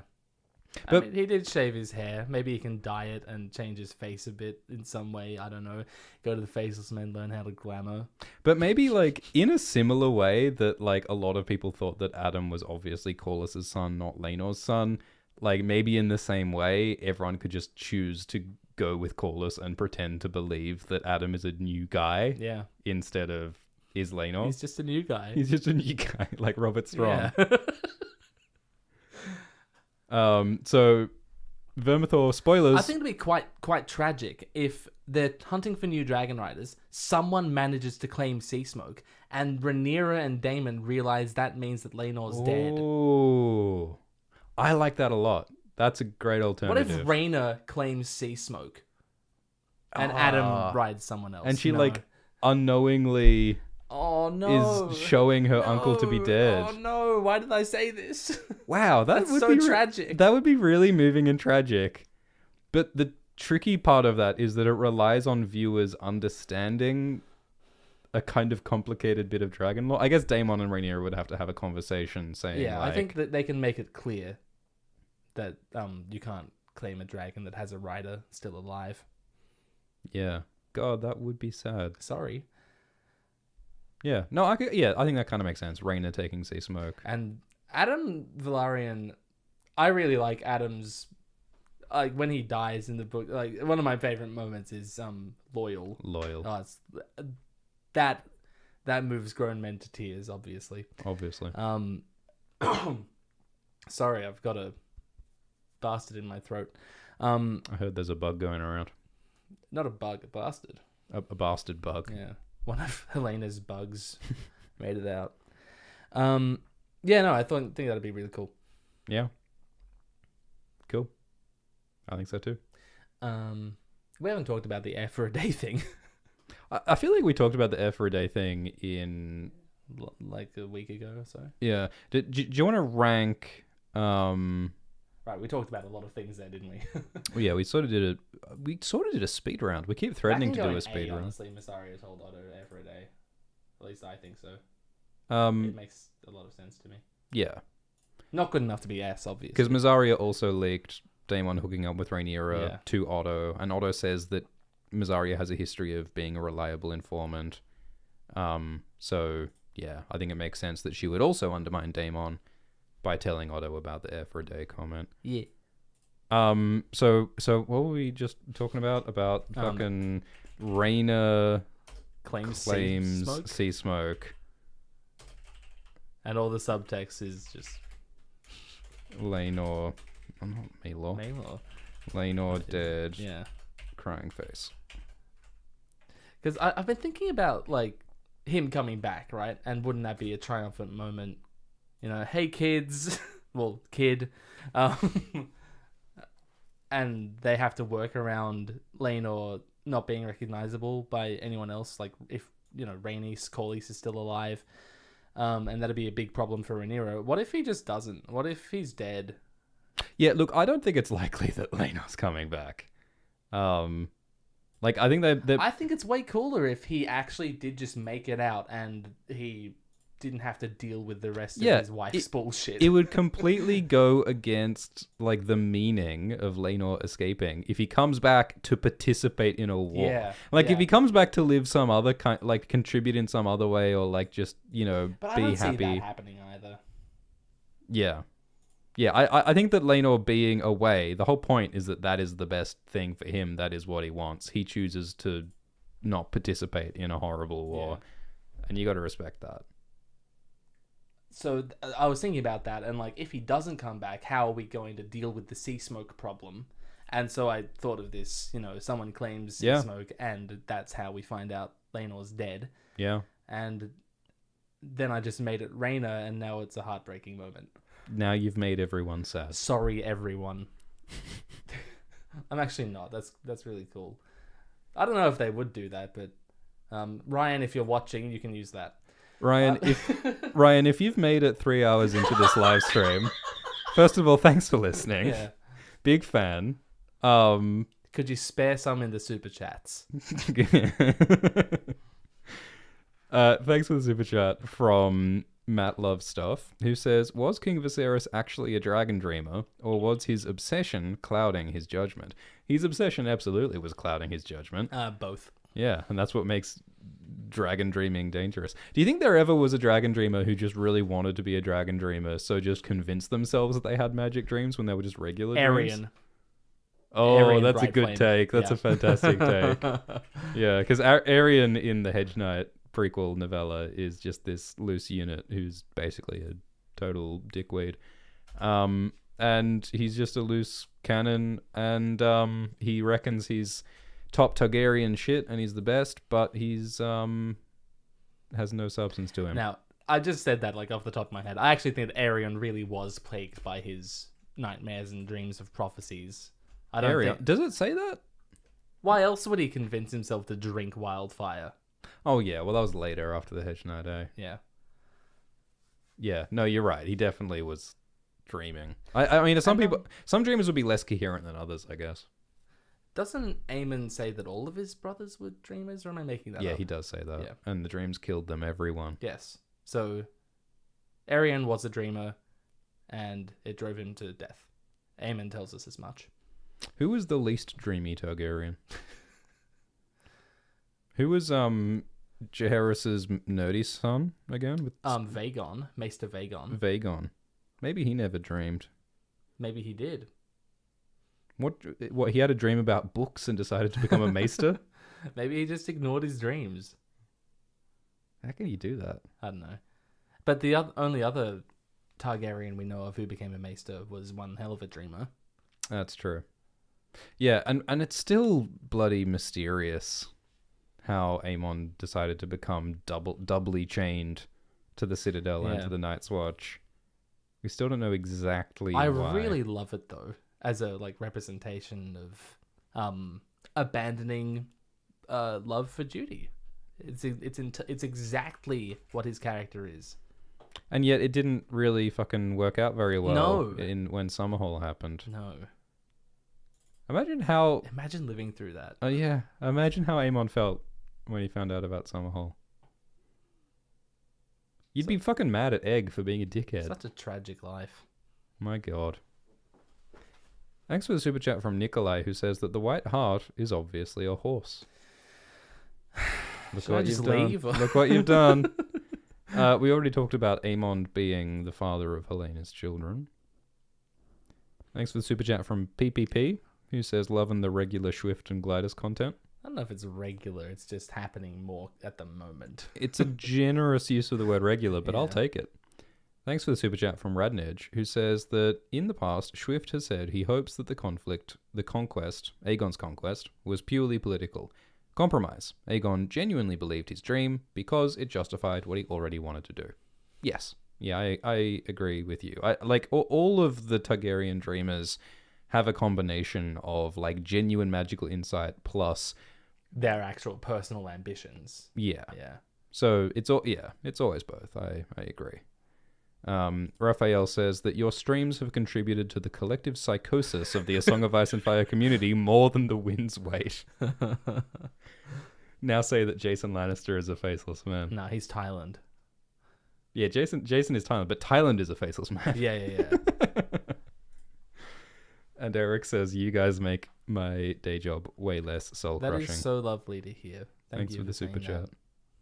Have we ranked all the theories that we want to rank? Well, we can talk about... Oh, we did talk about that very briefly, didn't we? I think that... and you go on about it a lot. Honestly, yeah. I think we have talked enough about Targaryens having sex with dragons. There were some spoiler zone theories in the Google Doc that you didn't want to put on there because they were spoiler zone. Yeah. Well, why don't you... You want me to read some super chats while you try to locate that? Yeah, let's do that. Are you Googling Google Docs? We got one from Ulster Sinclair, I believe that says. On the A Song of Ice and Fire sub, I've seen a bunch of people saying lately that Jon won't need to be resurrected because he just won't die from his wounds. He just won't die. This seems stupid, but what do you two think? Could it be? What do you think? Do you think that's stupid? Yeah, let's take out the resurrection. Let's just say you got a stub toe, he had a band-aid, now he's fine. I actually talk about this in my season 6 videos. I'm like, well, what would have happened if Jon didn't die? But this is in the lens of like talking about why the season 6 arc for Jon Snow is fucking awful. I think that making Jon not die is really dumb. That's a hot take.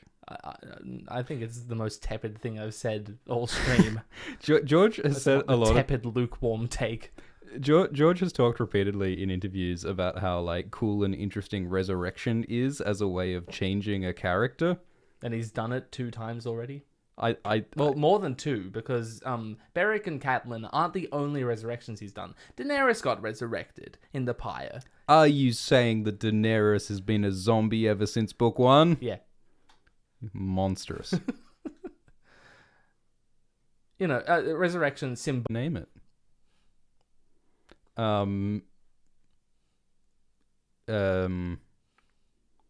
Spot. Spicy snake. Thanks for the super chat from Corlys, who says, I usually try to contribute some insane theory, but I haven't read Fire and Blood, so why not? If Starks have wolf powers, and Targs have dragon powers, can Tullys warg fishes? I mean, the Lonely Light, Ironborn, the Far Winds, the Far Winds can warg sea creatures, apparently, in the books. And Cersei has a strange experience with a lion. So why not? Oh yeah. Wait. There is a passage in the books that describe Jaime and Cersei going down into the bowels of Casterly Rock and to irritate a caged lion. Are you saying that Cersei warged the lion? Of course. What? Was she trying to bite off? Why else would they have those animals as their sigils unless they had an intrinsic relationship with them? They have lions for warging practice. And Tyrells can warg fucking roses. And Cersei was going to skin change into the lion to bite off her brother's hand. To kickstart his arc a bit faster. Because Cersei had a dream, like Jaime had the weird dream. Bloodraven sent her a dream. Quaithe sent her a dream, but made it feel like it was from Bloodraven. And then Bran walked into the... Thanks for the super chat from Cordis Sty. Oh wait, that's the one you just read out. Tatterifics says that Crabfeeder and Daemon fighting in the cave is just like Arya and the Waif fighting in the dark room. No. There are some similarities though, aren't there? La la la la la. Lachlan says that Laenor becomes the new Crabfeeder in Essos. Oh my god. Laenor did say that he wanted to go and fight in the do a Stepstones. stupid war. So I think that's perfectly logical. Yeah, and it makes sense that he would die. And spoilers, but the Triarchy, the Crabfeeders people, the Triarchy do continue to be a significant force in the story. So wouldn't it be hilarious if Reculio Rindoon turns out to be Laenor Velaryon? It's such a fun name to say. He's such a fun character. He is fun. The cross-dressing giant. I'm sure there will be no outraged think pieces about him. Thanks for the super chat from Lachlan, who says, I think Glytus is my long-lost dad. I think you need to get lost again. We've both got long-lost children in the chats. Thanks for the super chat from Kara, who says, rate this theory, Marwyn and Miri did the dirty. 100%. Canon. Yeah. Thanks for the super chat from Shub Shrib. Did I get that right? Yeah, I think that's what it says. Maybe it's Shub's boob. I feel like my first attempt was better. Thanks for the super chat from Felipe Brito, who says, cheers from Brazil. Thanks, Sar, who says every death and conflict in the Dance of the Dragons will be an accident or misunderstanding. I sure hope not. I think that's a really good criticism of House of the Dragon so far. Yeah. Because what this show has done is that it's taken the book, and the book is, ambiguous about a lot of stuff. It just sort of says, this is what happened, but we don't know exactly how. The show has taken that and made it like even more ambiguous and accidental, because they made Aemond killing Luke into an accident. The dragons did it. I don't think that's ambiguous. I think it's like quite straightforwardly an accident. It makes it a bit muddier in terms of like the moral value of actions. Yeah. And then Alicent is now in the show apparently driven by sincerely believing that Viserys wanted her son Aegon to be king. That's a misunderstanding. Yeah.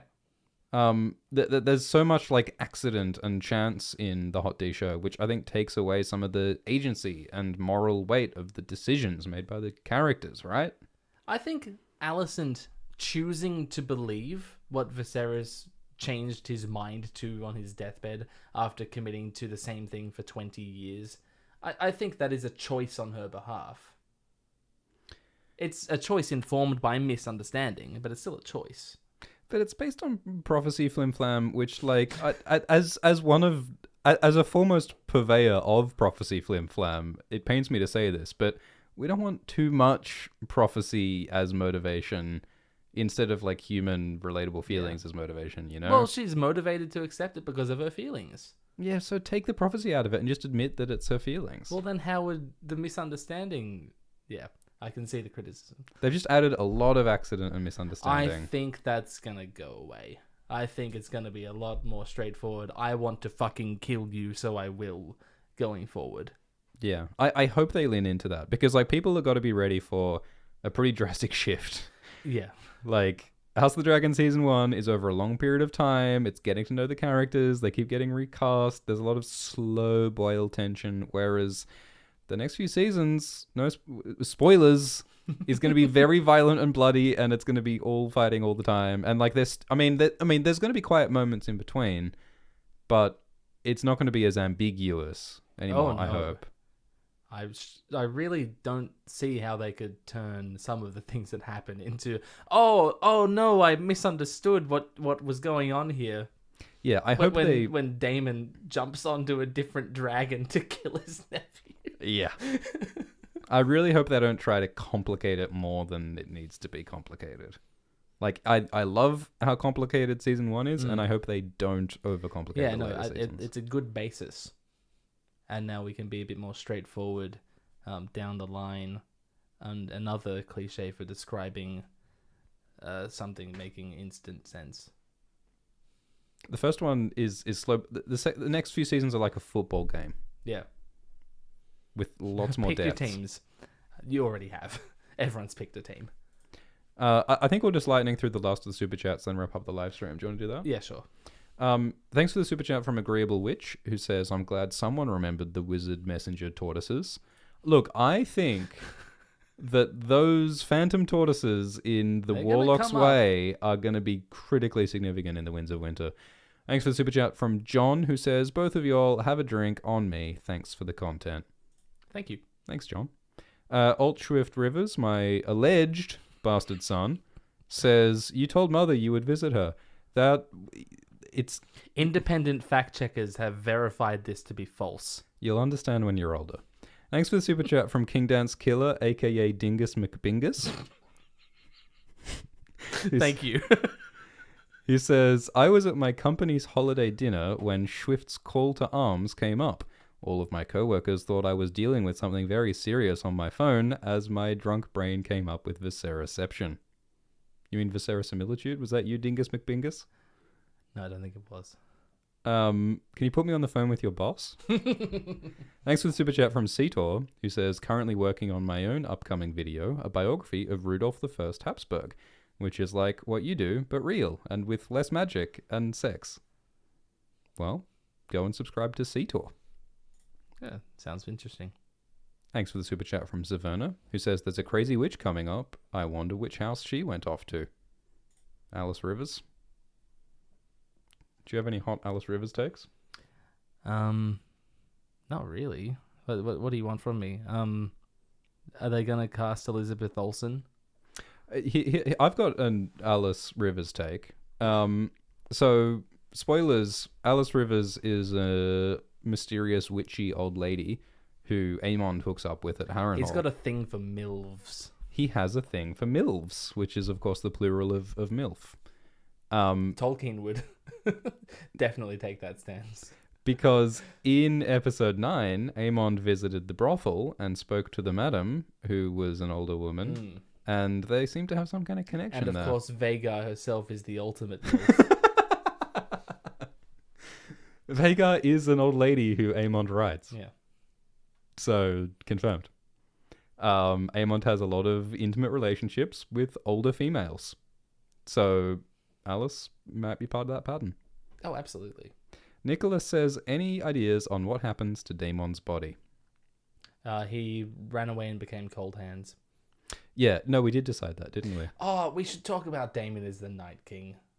Can we please? Glidus, I would be honored if you would tell me why Daemon is the Night King. So, a couple years ago, was it last year's April Fool's? I think it was. I made a seminal video.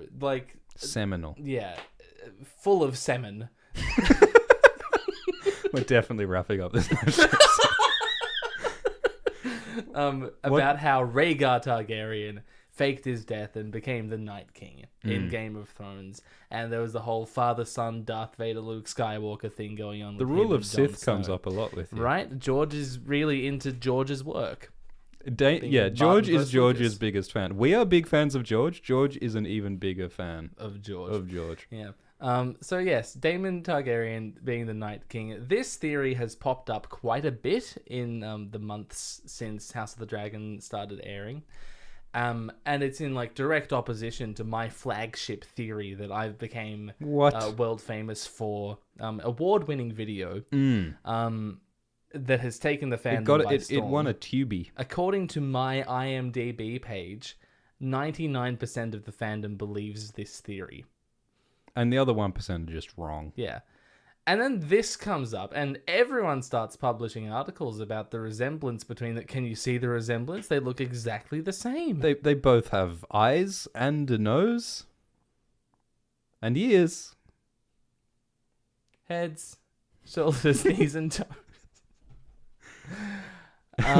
So this is... I love this theory because it's... So with the Rhaegar thing, I was trying to make the stupidest possible theory. I was satirizing the community. And then they come along and they upstage me by being even stupider.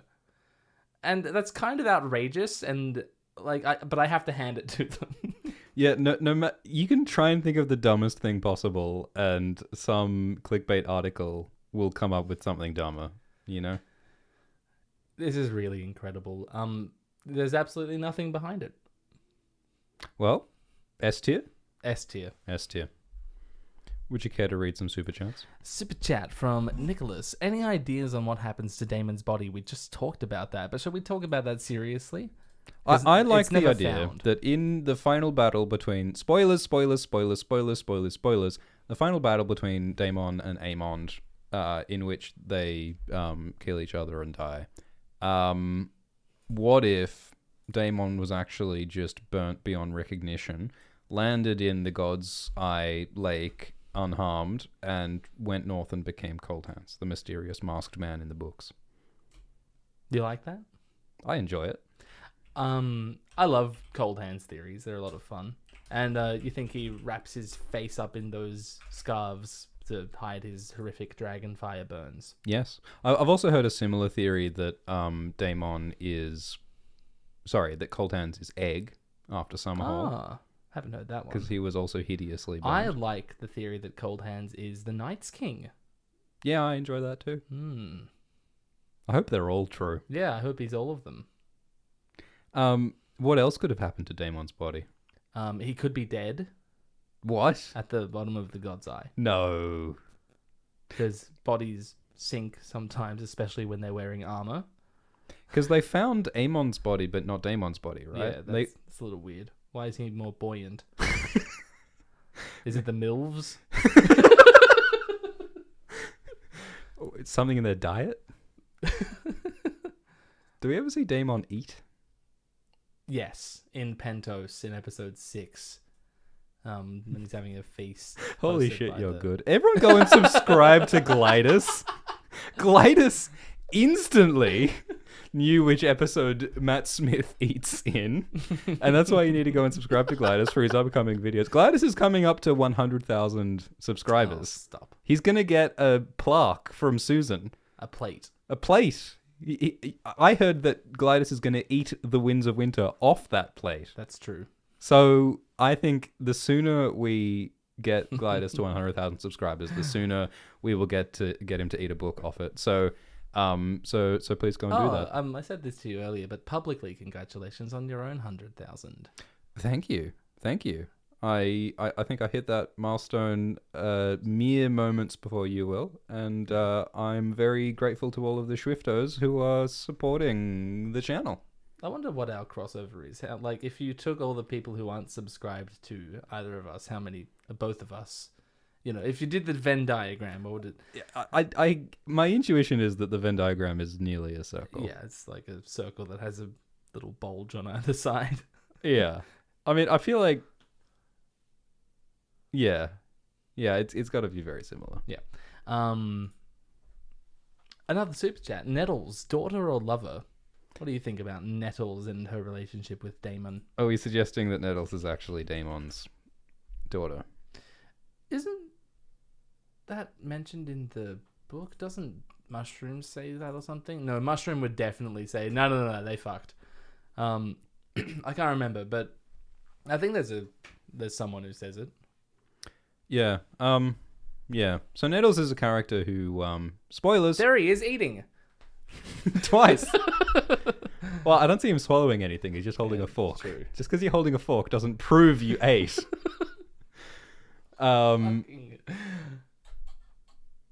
Yeah, well, Daemon frequents the Street of Silk. He may have had a child with a sex worker who could have been Nettles. Although Daemon also seems to have some reproductive quirks, shall we say. He's gotten Rhaenyra pregnant at least 3 times, and Laenor at least 3 times. Yes, but prior to that time, in the time that Nettles must have been conceived, we saw Daemon being weird about sex with Rhaenyra and with Rhea Royce. And with Mysaria. And with Mysaria. So, I don't know. That's an argument against. Yeah.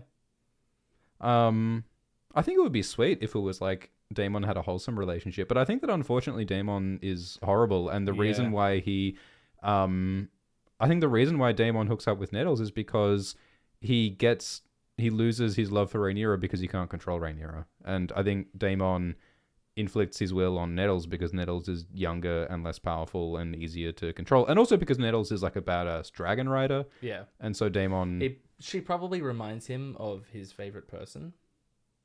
Viserys Himself. Yeah. Well, yeah, or even like young Rhaenyra. Like what Yeah. Daemon liked about young Rhaenyra was that she was a young Valyrian dragon rider who was inferior to himself, and he could control her. Yes. And Nettles is the same. Yeah. In regards to the question, daughter or lover, I've seen some people suggest both, and let's just not do that, please. Oh boy. Oh boy. Yeah. There's enough incest. I would really like it if it were a wholesome relationship, because some people have talked about Daemon like mellowing up during the war, which kind of doesn't make sense with there being a war on. But like he does do something that you could characterize as heroic at the very end, but I don't know. I don't think he's capable of a wholesome relationship. Yeah, I tend to think that Daemon will continue to be awful. I mean, I like in the book like some of the descriptions of Daemon as like an old man and an old knight. Like he's like 50 in the books. Yeah, he's 50 when he dies. Yeah, so like I kind of like maybe there's some room for him to get a little bit wiser or a little bit more mellow. But like I think that his death is about, he dies as he lived, as a violent, destructive, self-destructive individual. Who loved doing badass shit. Yeah, he just wanted to look cool. He wanted people to think that he's cool. And that's it was less about getting rid of Aemond and more about jumping from one dragon to another and killing someone in the same stroke, because that's the coolest thing you could possibly do. Yeah. And he just thought, yep, that's it. That's how we're going out. Yep, that's how we doing this. Do you think they'll do some sort of like ambiguity thing? Because even in the book, no one saw Daemon jump from his dragon onto Aemon's dragon. Oh, please don't take that away from me. I mean, yeah, it would be heresy if they didn't include that. But like, there is an opportunity for more ambiguous, unreliable narrator shit if that's what they want to do in that moment. I'm never speaking to Ryan Condal again if he does that. Yeah, I'm gonna stop returning Ryan's calls. Yeah, I'm gonna stop showing up to poker night. Thanks for the super chat from Jester, who says weekend at Leighton's. He's been dead for years. Thank you, Ethar, who says, do you think Hot D will mention Blackfires somehow? Well, House of the Dragon as a brand may continue like in further installments past the Dance of the Dragons. So I think there's, very high chance that they could get to the Blackfires. But I don't think that this period of House of the Dragon will talk about the Blackfires because they don't exist yet and won't for another 50 years. Yeah, it's what he said. Thanks for the super chat from Tsuki Akari, who says, instead of Bloodraven trying to kill Rhaenyra, he should be trying to wipe out that time-traveling Blackfire supporter. What time-traveling Blackfire supporter? I think sometimes people make a comment in reference to something we were talking about an hour ago. Oh, yeah. So now we are time-traveling to try and remember what we were talking about then. Yeah, I've got no idea. Thanks for the super chat from Gothica, who enjoys waking up to us too. Okay. Well, I hope you have other sources of enjoyment because we don't do this very often. But we appreciate your listening. Oh, for sure. Thanks for the super chat from Lanky Edgelord, who says, love the streams. Do you guys have a favorite coat of arms in Westeros? Mine is House Marbrand. I really like House Toland. The dragon eating itself? Yeah.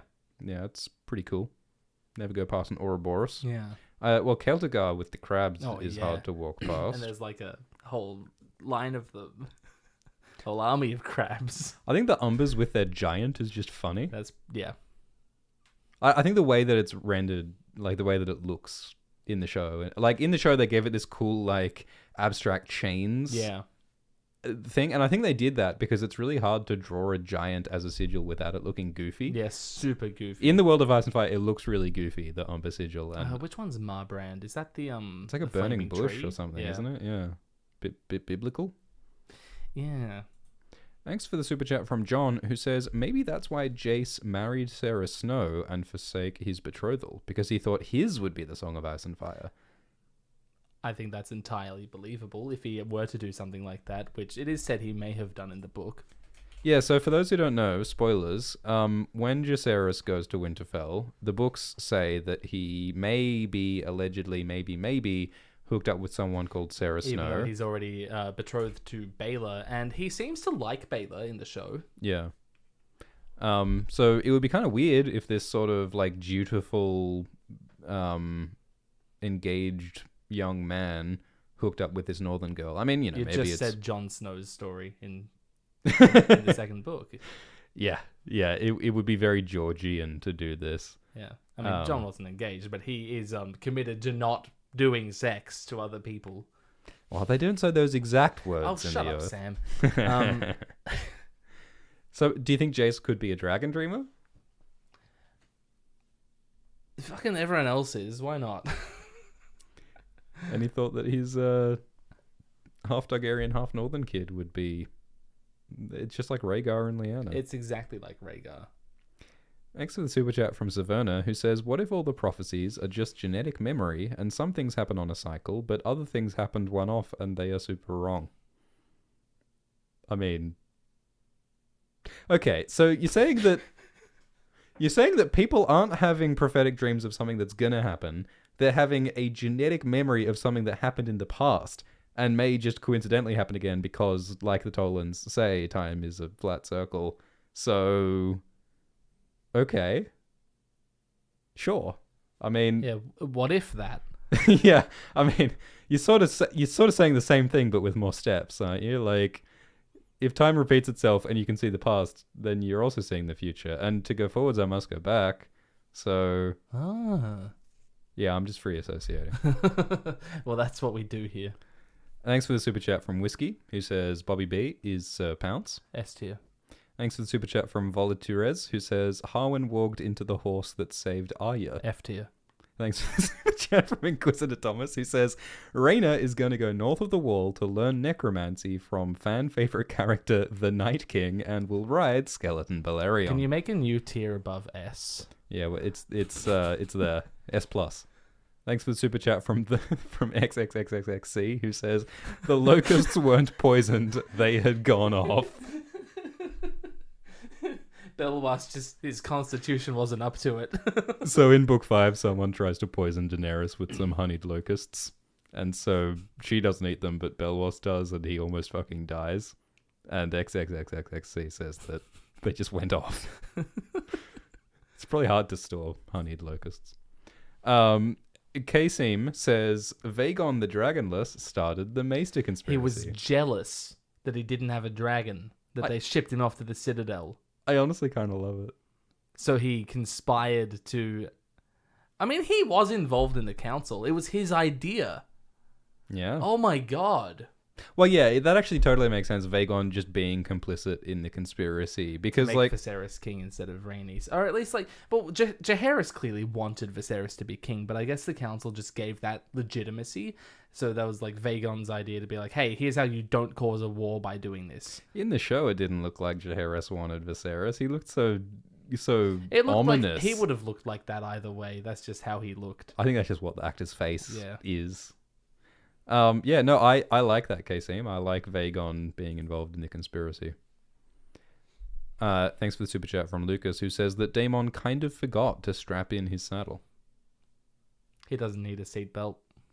Thanks for the super chat from Wonga, who says no F theories, so let me give it a shot. Eating loose and his dragon was sexy for Vhagar. Oh, did she get off on that? You think Vhagar the lizard is sexually attracted to eating other lizards? She's into vor. Okay, yeah. Vor Dragon is going in F tier. Congratulations, Wongar and Glidus. Thanks for the super chat from Mr. Vulture, who says Glidus plays the piano while Swifty sings when. You don't want to hear me sing. It is interesting that you have a famously monotonous voice. Yeah, right. What about this voice makes you want to hear singing? My God. Thanks for the super chat from Clusterfuck, who says, "Oh, we saw that." What? Thanks for the super chat from. Did they send the same one twice? I think they because we didn't get to it fast enough. I'm sorry if we missed anyone's super chats. I think we've got them all now. Yeah. Thanks for the super chat from Tom, who says that cannibal won't be used as only Jon Snow can claim cannibal because the cannibal is secretly Lightbringer. Why is the cannibal secretly Lightbringer? Because Tom just said so. Oh, okay, Tom. The cannibal. What happened to the cannibal? Yeah, I don't even remember what happened to the cannibal in Fire and Blood. Still around? I like we just don't hear about him anymore. The cannibal, yeah, is just around. Yeah, he just fucked off after Corlys died. So the cannibal just died of old age. Well, we don't even know. He might still be alive. What if Drogon is the cannibal? What if no? What if the cannibal is on Skagos? You know, the island of cannibals. Yeah, I think that is a theory, isn't it? I think that is a very good theory. Yeah, and Rickon rides the cannibal because the Starks have Targaryen blood through Sarah Snow. S tier. Thanks for the super chat from the Interesting Nerd Club, who says, I've always liked the idea that Nettles is Daemon's kid. I like the idea that in his age he chilled out and wanted to spend time with family. Though given his actions in episode 10, that seems unlikely. Yeah, couldn't agree more. If Daemon wants to spend time with his family, hang out with Baelor and Rhaena. Yeah, they seem cool. His daughters, who he ignores constantly. Bring Nettles to safety with them. Yeah. Interesting Nerd Club. It's a YouTube channel that I have not yet had the time to check out. They seem cool. Check them out. Yeah. Thanks for the super chat from Hextech, who says, do you think the show made Daemon so unambiguously bad for more emotional payoff when he does good things in later seasons? You say that they made him unambiguously bad, but a lot of people seem to think that he's a good fella. Yeah. Because Matt Smith's really hot. Yeah. As someone who has said negative things about Daemon on the internet, if you say negative things about Daemon on the internet, they will find you. A lot of very angry people will shout at you for hurting their darling Matt Smith. So, like, a lot of people still love Daemon. Yeah, so I wouldn't be so sure that they've made him unambiguously bad. They might have been trying to do that, but it doesn't come off that way. I don't think they actually went out of their way to make him worse than he is in the book during this period. Pretty bad in the book. Yeah. But I think that you're right, Hextech, that like Daemon being a horrible person makes it more impactful when he does cool stuff like helping Viserys up the stairs. Like, absolutely. That's maybe the emotional peak of the entire season. I'd say that's probably the most. I think it's the best scene in Game of Thrones since season 4. That's a big claim. Oh, I might have to think that claim through a bit more. I think part of why this scene was so powerful is because it really felt like a culmination of everything else that happened in the season. Whereas, I don't know, like some of the big scenes in Game of Thrones didn't feel like a culmination. They were just cool things that happened. Like, imagine in the second half of Game of Thrones, is there ever a scene like this where a character just walks to a chair and everyone fucking cries? No. Obviously, there's a big explosion. That's how you draw the viewers in. Obviously, there's nothing in the last 4 seasons that has anything on this. That's why I say it's like the most emotionally impactful scenes in season 4. Yeah, but I think what I'm trying to say is that it's all the more impactful because of the sort of tight, intimate focus of this season of TV. Whereas, Game of Thrones is constantly jumping across kingdoms and characters and families. Like it's so like scatterbrained comparatively that I don't know. Like I think that House of the Dragon just feels more powerful as a result of its tight focus. Yeah, I suppose that is true. But as Game of Thrones started to roll itself up, like as more plots became entangled and in the same location, they had the opportunity to like make the same emotional impact out of spending that much more time with all the characters. Yeah. And they didn't. Yeah, in theory, the last couple of seasons of Game of Thrones could have had that like strength that House of the Dragon has, but didn't. Oh. Controversial take. I think I like House of the Dragon more than I like Game of Thrones. As it stands, I think I do also. But like, if you were to take, people ask these arbitrary questions like, "Oh, season 1 of Game of Thrones or season 1 is..." Well, that doesn't exist in isolation, does it? Yeah. But if it did, that'd be a very tough call. Probably season 1 of Game of Thrones is better. It's an incredible season of television, but House of the Dragon season 1 is very good. When I watch Game of Thrones season 1, I sort of see the flaws and like the weird things that didn't quite pay out. How long have you had to see those flaws, though? Yeah. I mean, I guess if I watched House of the Dragon season 1 100 more times, I'd see some of the flaws too. Although I have watched Game of Thrones season 1 100 times. I believe it, yeah. And I still love it. It's still one of my favorite things to do is watch Game of Thrones season 1. That is awesome. And that is why everyone should go and subscribe to Glidus. Don't have to. I recommend it. And most people already are. Yeah, that's true. Yeah, I'm sending the same 100,000 people. Yeah.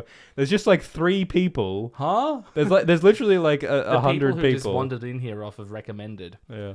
Sorry. You missed the good bits.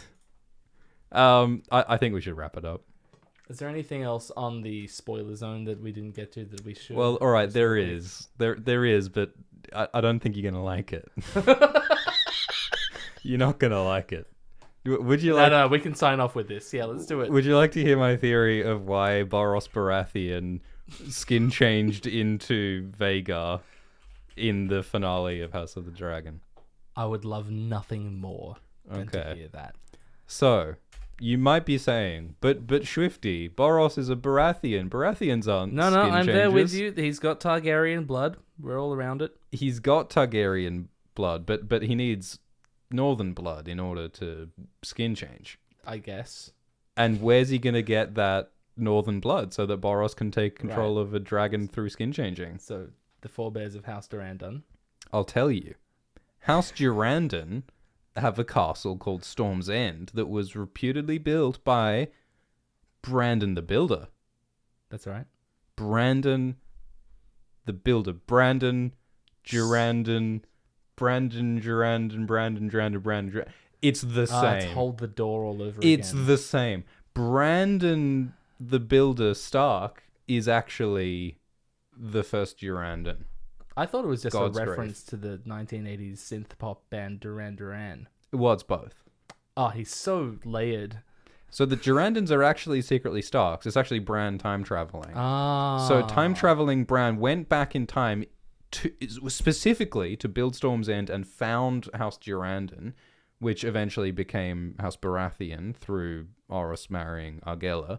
And so Boros is secretly a skin changer, and he uses his skin changing powers to walk into Vhagar to kill Luke and Arax. Why would he want to do that? Because the secret Durandon prophecy passed down from Bran Stark is because you must make the Dance of the Dragons happen so that the knife will... Get to Arya's... so that Dan and Dave will greenlight thrones so that Arya will kill the Spicy King, and then Isaac Hempstead Wright will get an Emmy Advertise World of nomination. Warcraft on a laptop in 2021. Yep. You all seen that tweet? Isaac Hempstead Wright sitting in front of a laptop playing World of Warcraft. That's some of the funniest shit I've ever seen. How many hours of like acting workshops and panels and grueling shooting schedules? It's kind of cool that I'd do it. Oh yeah, for sure. Hey Blizzard, do you want me to do a tweet where I play World of Warcraft? Would you play an MMO set in Westeros? Yes. Well, it'd be bad though. It would be bad. I have a theory that pretty much all Game of Thrones branded games are shit. I think there's one or two that like are not terrible. And then the only good ones are made by fans. Like the Mountain Blade mod or the Crusader Kings mod. Yeah, there are 2 spectacular unofficial Game of Thrones mod for games. And there's a million terrible licensed games. Really awful. Yeah. If George Martin was someone who played video games, he might understand how horrifically his IP is being misused in those shitty... there's like mobile microtransaction Game of Thrones games. Awful. It's so insulting as a use of the IP, you know? But we were ending on a high note. Because Boros walked into Vhagar.